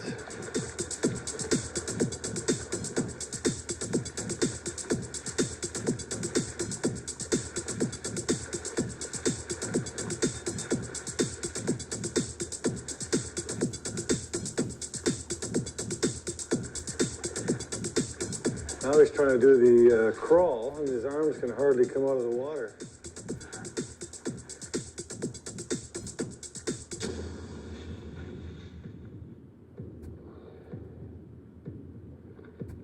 So tell me what your experience. First of all, what happened when you jumped in? It was cold, but I knew it would be. Okay, and then you started swimming? So I swam, and I got about 3/4 of the way, and I started getting winded. Tried to backstroke just to do something different. Try to get my wind back, which it helped some. I swallowed some water. I couldn't get a breath. It's like I would try to breathe, and I was trying to, but I couldn't get any air. Right. So then the rescue swimmer, at that point, I guess that's when he grabbed me and started working my way in. Oh, without the rest? Without the rest, I would have drowned. Yeah.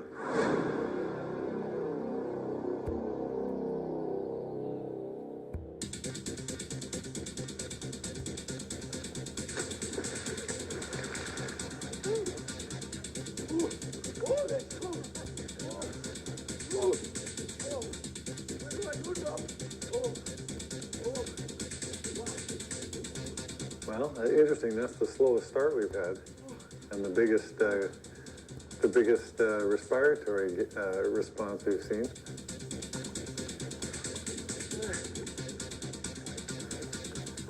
Another attempt at the backstroke.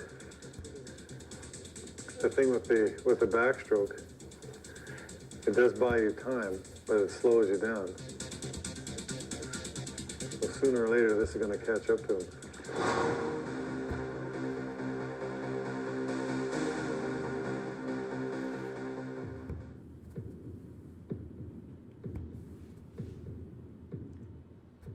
That felt forever. It's so painful to kick.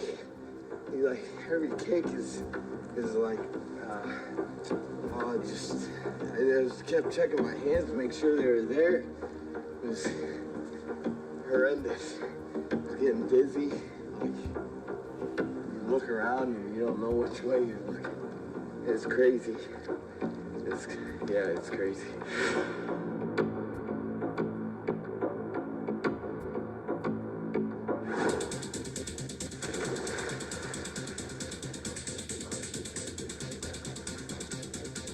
Mario's doing the breaststroke. So it'll be interesting to see if he stays on his front, if he'll be able to last as long.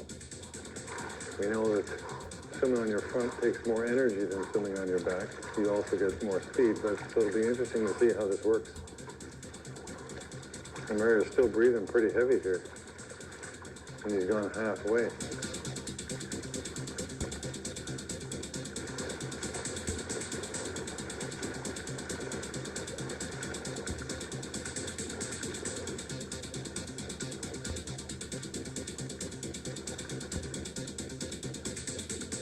I had better ideas than that before.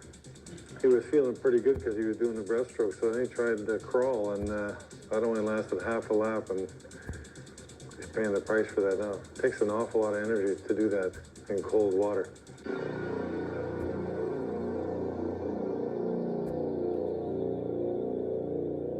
So tell me about your experience. Well, you know, I felt like it took about a minute and a half to get over that. So I hyperventilating. Okay. And skin started to feel a lot different. Different how? From what to what? From cold to a little number. And then it hurt.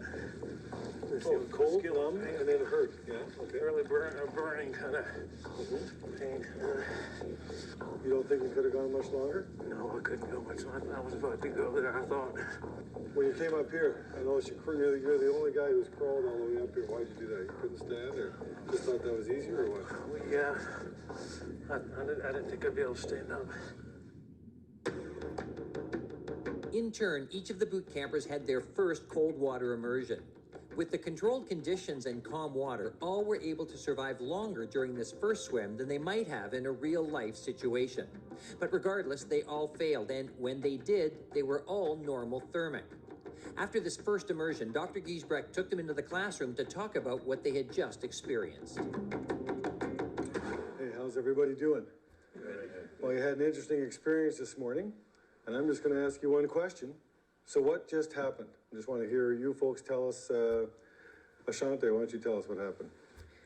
My experience was when I first jumped in, I wasn't expecting to be in like an immediate shock. And when it happened, I lost control of concentration. I couldn't breathe. And I thought it was going to be like that for a long time. So I started to panic and I felt myself going under. But with the rescue diver being there and walking me through, I gained control of my breathing. And then soon after that, I just took off swimming, and it was easier. Go ahead, Victor. Well, one of the things that I noticed is that about 30 seconds after I started swimming, I was not able to swim anymore. All of the energy was drained because of the cold water, and I expected to swim a lot longer, but I was not able to do it. I had to resort to just floating. So, Chuck, why don't you tell us what happened to you? What would you learn from that? I didn't make it as far as I thought I would have. And then the reason that I would have drowned had a rescue guy hadn't caught me, it wasn't because I was so cold, it was because I was just out of air. I couldn't go any further. When I came out of the water, I was surprised at how much trouble I had walking onto the shore. I actually fell. Okay, what's cold water? What do you think is the definition of what temperature and below? What do you think? Anything below 68 degrees. Below 68 degrees. Did you see my talk here? Yeah, so there it is. Anything below, and actually people, that surprises a lot of people. They think, well, 68 degrees, that's not too cold. But we define that as anything where you cannot indefinitely defend your body temperature. So if you jumped in 65-degree water, you might not feel too bad for a while, but if you had a life jacket on and you sat there for hours, eventually you would lose it. So we did this survey, 661 people that I've given seminars to, and before I gave them it, we would hand out some simple questions. And I'll give you the responses to one question, which was, how long, if you were wearing winter clothing and you fell into ice water, how long until you became hypothermic? Not dead from hypothermic, just hypothermic. And you can see here that it's pretty interesting. 50% of the people said 5 minutes or less. And if you go on here, like if you add that, 70% of the people who responded said 10 minutes or less. And the reality is, as we're going to talk about, the answer is actually 30 minutes or more, only if you have a life jacket on. So, we're going to describe cold water immersion. We're going to talk about those first 3 phases. The first one is the cold shock response. Then there's cold incapacitation, which kind of happens within 5 to 15 minutes. And then hypothermia will only set in 30 minutes or longer. So in parallel, we're going to talk about this 1-10-1 principle that we developed. It goes like this: 1 minute to get your breathing under control. You have 10 minutes of meaningful movement, and you have 1 hour before you become unconscious due to hypothermia. So let's review these 3 effects. The first one, the cold shock response. We tell people that it lasts about a minute. Now, gasping, we don't need to speak to that. You get a cold blast of anything, and you keep your head above water as much as you can, because if you gasp when your head's underwater, you could inhale more than 1 liter of water in the first gasp, and if you do that, you're basically done. And the other thing about uncontrolled breathing is, and I don't think most people think about this, but when we're running or playing games or swimming, we usually entrain our physical movements with our breathing pattern. But now, if you have uncontrolled breathing, it makes it very difficult to control your swimming, as we saw a few cases earlier on. Second effect, cold incapacitation. We saw that a bit earlier, and we're going to see that quite a bit later on in our next set of swimming, right? So and it's all about just the effect of cold on muscle and nerve cells, right? Muscle cells do the action, nerve cells send the signal. You make either of those cold, and you're not going to be able to perform. It's pretty, the physiology is complicated, but the principle is simple. Okay, so in water that's near freezing, incapacitation can occur within 2 to 10 minutes. So to review the second phase of cold water immersion regarding cold incapacitation, consider the following. You have 10 minutes of meaningful movement for self-rescue, and once you start to get weak, you're not going to get any stronger. So the third effect is hypothermia. This is what everybody associates with cold water immersion. So the realities are, even in ice water, it'll take 1 hour before you become unconscious due to hypothermia. Only if you have a life jacket on, because there's no way without a life jacket that you can keep your head above water long enough, okay? So a life jacket really increases your chance of survival, as we all know. And remember, you're trying to increase your survival time, and even if you can increase it 10 minutes or an hour, that could make the difference between living and dying. So that's really it. Again, you have the 3 phases, which are cold shock, cold incapacitation, and hypothermia, and all the stuff that entails. But you have one simple principle: 1 minute to get your breathing under control, 10 minutes of meaningful movement, 1 hour before you become unconscious due to hypothermia, 1 minute, 10 minutes, 1 hour. And if you can just remember that, that's your cue to remember a whole textbook of cold physiology that will help you survive. Well, the lesson for our boot campers is clear. In order to survive an accidental cold water immersion, the first step is to keep your airway clear and get your breathing under control before you do anything else. If you're able to do that first, your chances of survival will be increased. And the second is, regardless of your swimming ability, the key to surviving a cold water immersion is to have your life jacket on before you enter the water. Well, our boot campers are finished for today, but tomorrow they'll be back, and we're going to be taking them all the way to incapacitation and beyond into hypothermia. Ready? 1, 2, 3. What the hell were we thinking? Don't worry, we'll get you.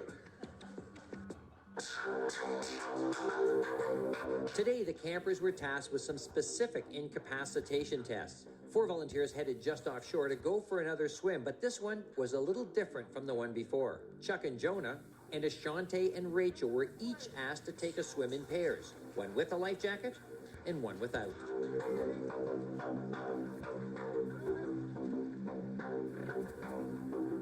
When I first jumped in, it was the same as yesterday.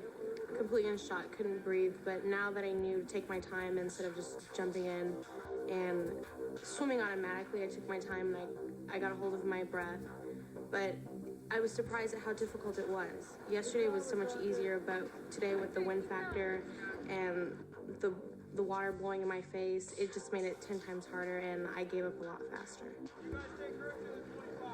You're doing good, Rachel. How are you doing? Okay? Second swim was much better than the first. I was wearing the life jacket the second time, and it was just night and day between the two. It kind of felt warmer in the water. I felt just more in control of everything. Okay, now Rachel was doing very well with her PFD. In fact, I just asked her, and she actually said she was okay to keep swimming. Now, she's getting very cold, but obviously she swam a lot further than she or Ashante would have been able to do without a life jacket. Always wear your life jacket. I was surprised that, how dangerous the water can be, and you can't make it without a life jacket. You would drown. It's completely impossible because you just become so exhausted. Oh man, these guys haven't learned their lesson yet.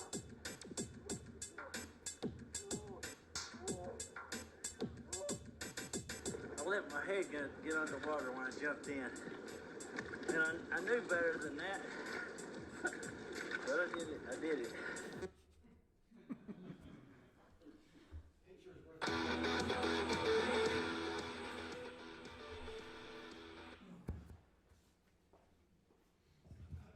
All right. Yes, sir. How do the SEALs, I mean, how do those guys actually do it? I mean, it's just preparation. Yeah, great question. A lot of mental preparation because, again, the physiology doesn't change if you're a Navy SEAL or you're us. But a lot of it is just the preparation, the mental training, the will, and some equipment. Yeah. Yeah, it's a lot of swimming. It's a lot of cold water training. It's repetitive missions and exercise both in the pool and in the water.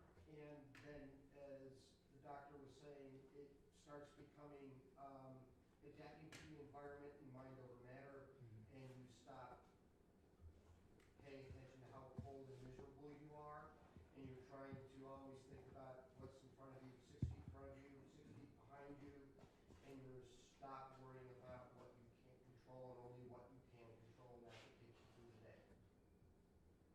And if you survive all that, you get a breast badge 2 years down the road. Yes, sir. Yes.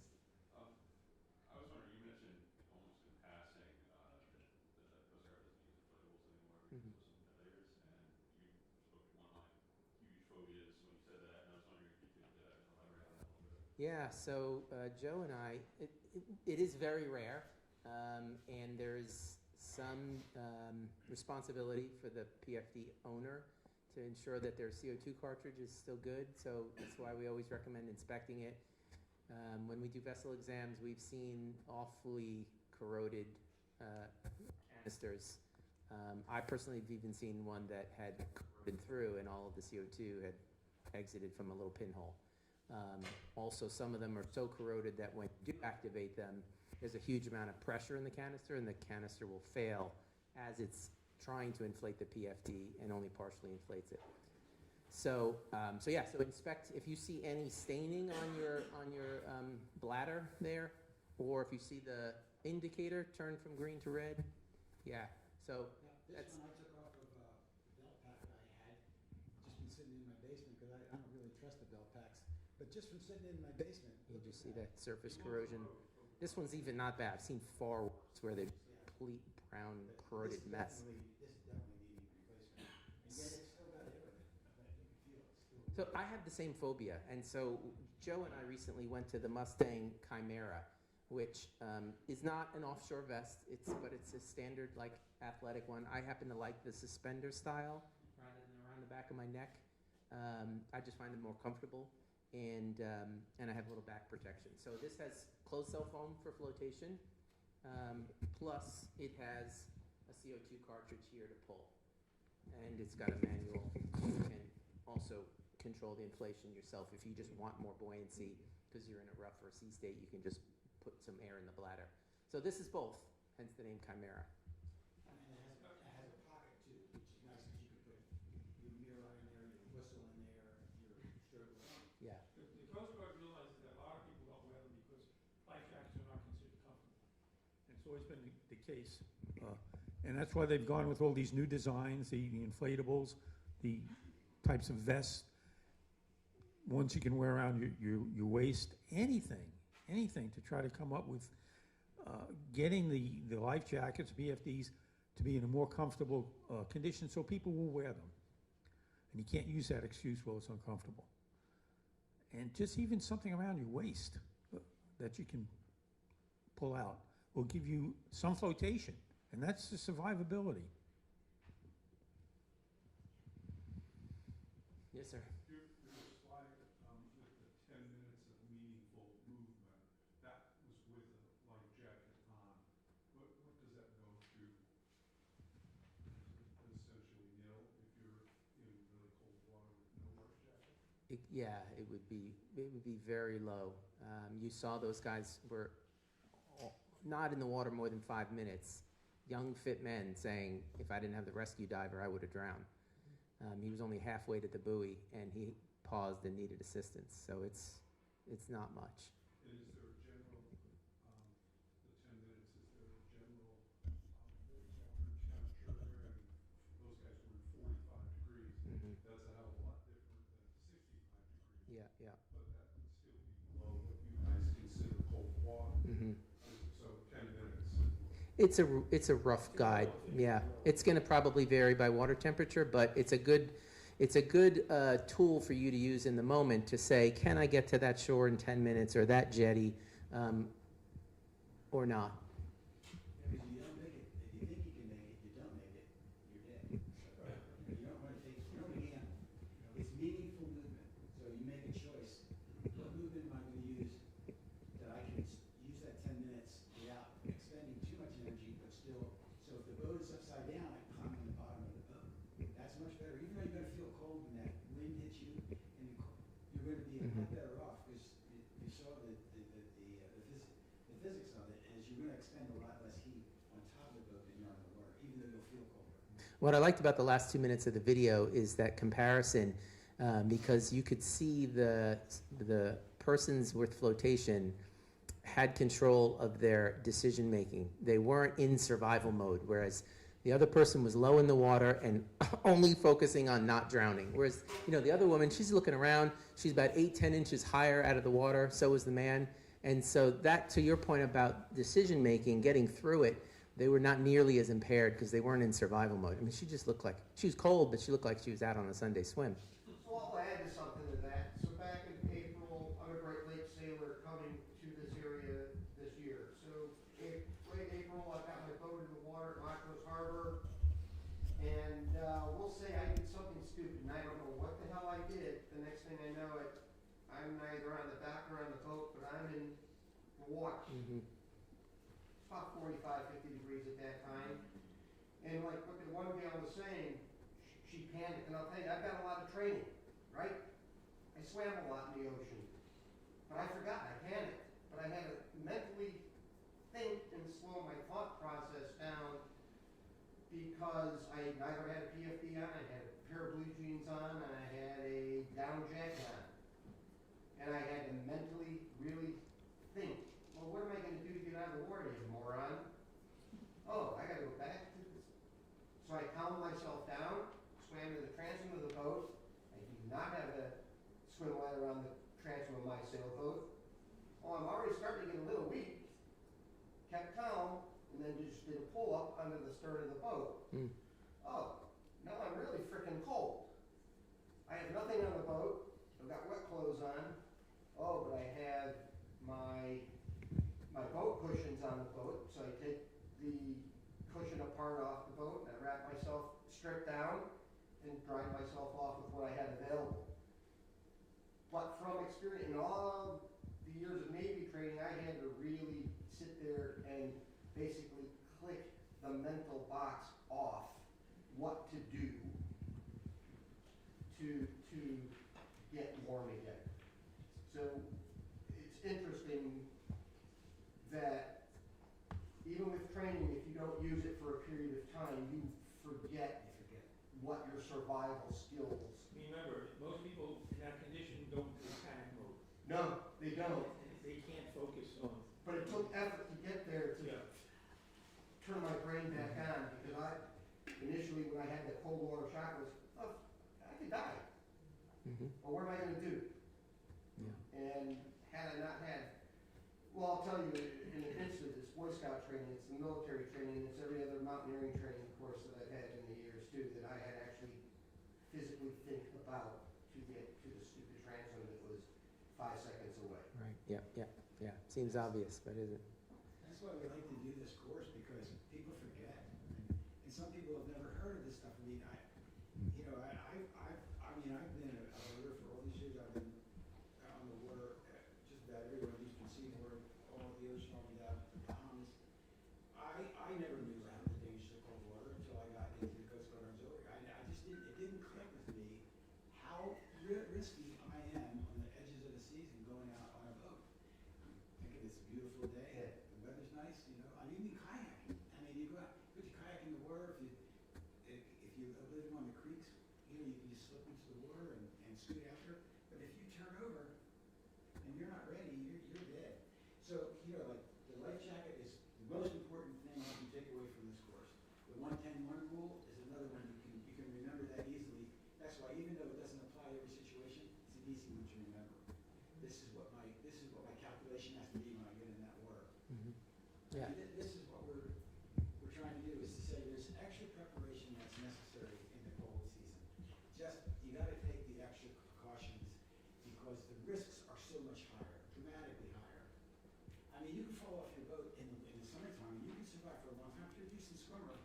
I had a guy I worked with, he fell off his sailboat, he had a bunch of people on board, I don't know what they were drinking, it wasn't Coca-Cola, and he fell off the boat, nobody noticed it. And when they looked for him, he was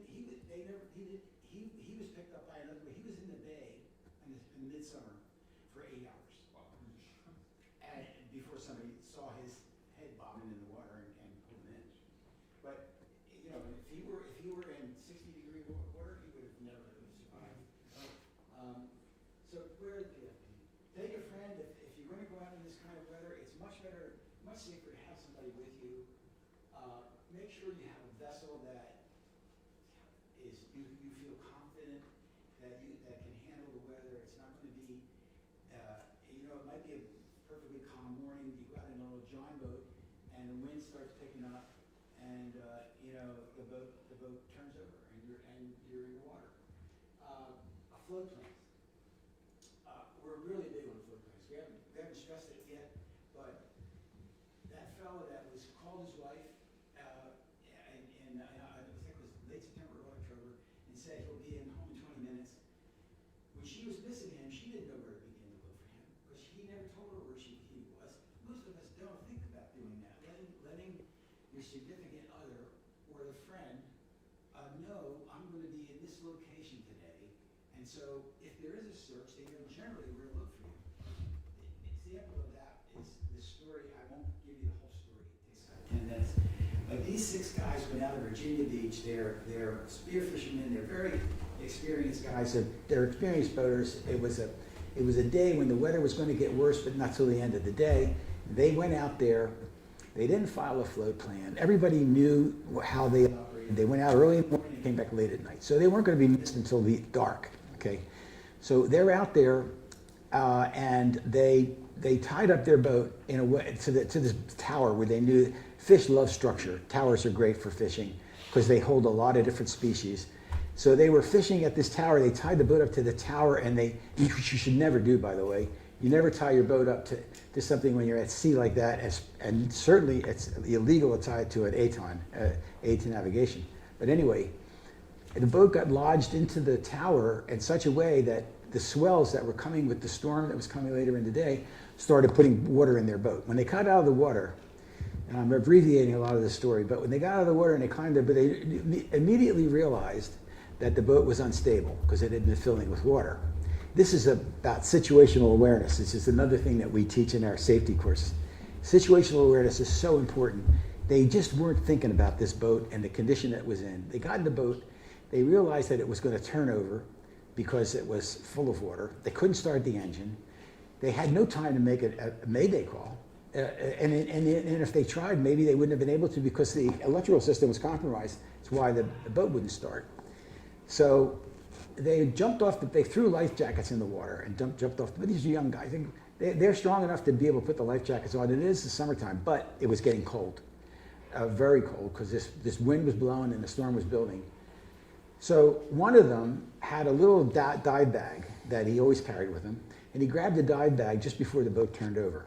So you got all these 6 guys now in the water. 2 of them swam to the tower, which was to cut the line because they wanted to let the boat loose from the tower. And they left no flight plan. Nobody knew where they were. They weren't going to be expected till after dark. They're starting to really get cold now. The 4 of them that were on the boats climbed on the bottom of the boat after it turned over. They're getting cold because the wind is blowing. Fortunately, the guy with the dive bag, just a little dive bag, had a PLB in it. Never thought he'd ever need it. Spent $200 on it. This was a few years ago. They're now about $400, but so what? What's your life worth? That PLB, he pushed a button, wasn't sure whether or not the signal had gone through. This one actually has a little screen that tells you that your signal was received, which is a nice feature. Couple extra bucks for that. There happened to be a helicopter, Coast Guard helicopter. We're always doing training. These helicopters are out there doing training missions. And the signal was received at Elizabeth City. And they called the helicopter, told them what was going on. They got a signal. They called his home. His wife said, "Oh my gosh, he's out in the water. Where is he? We don't know. I don't know where they are." I mean, imagine if they had started a search for them after they were missing.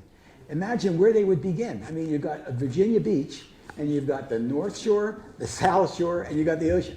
So where do you begin? You go straight out, you go south, you go north.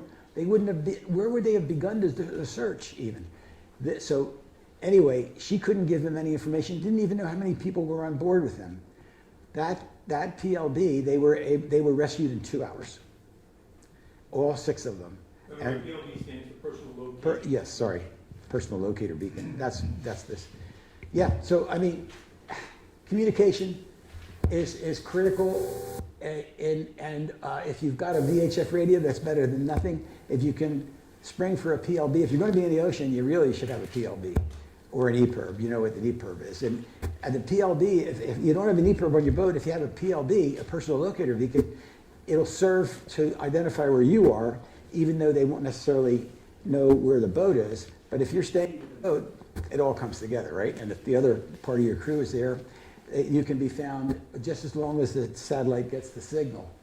Insulated clothing, and so I think we've covered this part. Any questions, by the way, on any of this stuff? Here is, if any of you are interested in learning more about the auxiliary, see any of us. This is Ginny's number. She's our HR person, and she wanted me to make sure you had her email address and her telephone number for if you know anyone that's interested in learning more about the Coast Guard Auxiliary. We'd love to talk to you about it, and maybe you could be one of us next year. Any other questions? Yeah. I just had one comment about being on the docks. Herrington Harbour really goes above and beyond to implement safety features on the docks. Find your, like at your boat, find the nearest safety ring. There's ladders everywhere that they should be. As they're building new docks, we have been installing 7-rung ladders instead of 5-rung because we found that low tides now, it's extremely difficult to get out of the water. We found that out the hard way. So we are implementing 7-rung ladders now instead of 5 rungs. So if you notice there's not a ladder near your boat or anything, you can request those. Just talk to the office and let them know.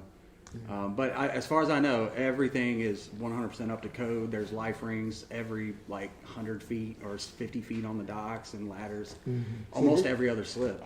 Yeah, thank you, Brad, for mentioning that. And as Paul was saying, he wears his float coat whenever he goes out there to visit his boat during the wintertime. He's out of the water now, but when it's in the water, because if you fall off the dock in the cold weather, you're in trouble. And everybody, things like that happen. You were pointing out that you didn't know all of a sudden you're in the water. I was doing a vessel inspection in March of last year in Herrington South. And really nice couple. We were talking about a lot of stuff. And when I was leaving the boat, they said, tragedy, 2 slips down, an older gentleman fell in the water. Didn't find him until the next morning. Now, he maybe hit his head, whatever it was. If he had some protection or somebody else was around to see this happening, they might have been able to get him out of the water. Because people don't realize that being at the dock doesn't mean you're safe. When my grandkids get out of the car, they run to the boat. They know where the boat is. And that's all they're interested in, is getting to the boat. So I have their life jackets are on before they get out of my car because I can't catch them, you know. So, all right, anyways, folks, we're a little over time. Yeah. Also, if you're just going down and you're by yourself on your boat, stop in the office, and if it's icy outside, check in, and the dock hands will walk out with you. Like that's kind of what they're doing. Yeah. So somebody knows that you're out there. Yeah. Yes, sir. Last question. Yeah, this happened last year in November. There was a guy died at shipwreck Marina, and he was working on his boat, and he fell off his boat into the water, and on the way down, he hit the boat next door. Large gash on his head, and if it wasn't for Steve East Coast Rigging at Herrington Harbour North here, him and his colleagues, I think it was 5 of them in total, maybe 7, rescued the guy out of the water. And we got him out, but he didn't make it. Well, he made it to hospital when he died. And that was, he didn't have a PFD on. And I know Jeff at the Sailing Academy, they're doing videos now to advise people to wear PFDs. Yeah. Even on the boat in the slip. Yeah. But that guy, you say, was 61, 62, and they just thought that he was dead. Right. But Steve and his colleagues, I think it's 5, maybe 7 guys, threw them out of the water with boat hooks, and they pumped on his ship for 20 minutes plus, and they took him to hospital, but he died when he got to hospital. Yeah. Yeah, falling in the water at the dock, you could hit your head so Yes, sir. easily. Yeah. I would like to ask one, if you could briefly more say what you did, and it is basically the danger which happens when somebody is already hypothermic. You got him out, you get him out of the water, and then it's very fragile situation, and many people die after that. And so you mentioned somebody asked, and you mentioned you give them warm drink, not warm water on hand, but warm drink to warm up the core. And the danger what you thought is that actually if you warm it outside fast, that the cold blood from the periphery The extremities. into the core. Yeah. And this is the end. Right. So you mentioned thermal blankets you can put on, but how fast you can warm it up? Should he be in really warm environment, or you keep it like not really warm, or because the first thing you try to warm it up, right? Right. Yeah. Yeah. It's got to be. I think the best advice I can give for that question is to seek medical attention. I think the common reaction would be, okay, we've retrieved them, we're safe, they're alive, they're breathing, everything's fine, everything's going to be okay. And that's the pitfall. So if you bring somebody out of cold water, call for medical attention. Don't think that you've solved the problem and everything's fine, because you're setting yourself up for a second medical emergency. Call for medical assistance. Don't think you're out of the woods. We're going to stick around if you want to come and see the equipment. We're going to be here. We're a little over time. Thank you so much for your attention. Thank you and again, very thanks to much, Herrington everybody. Harbour. Appreciate you.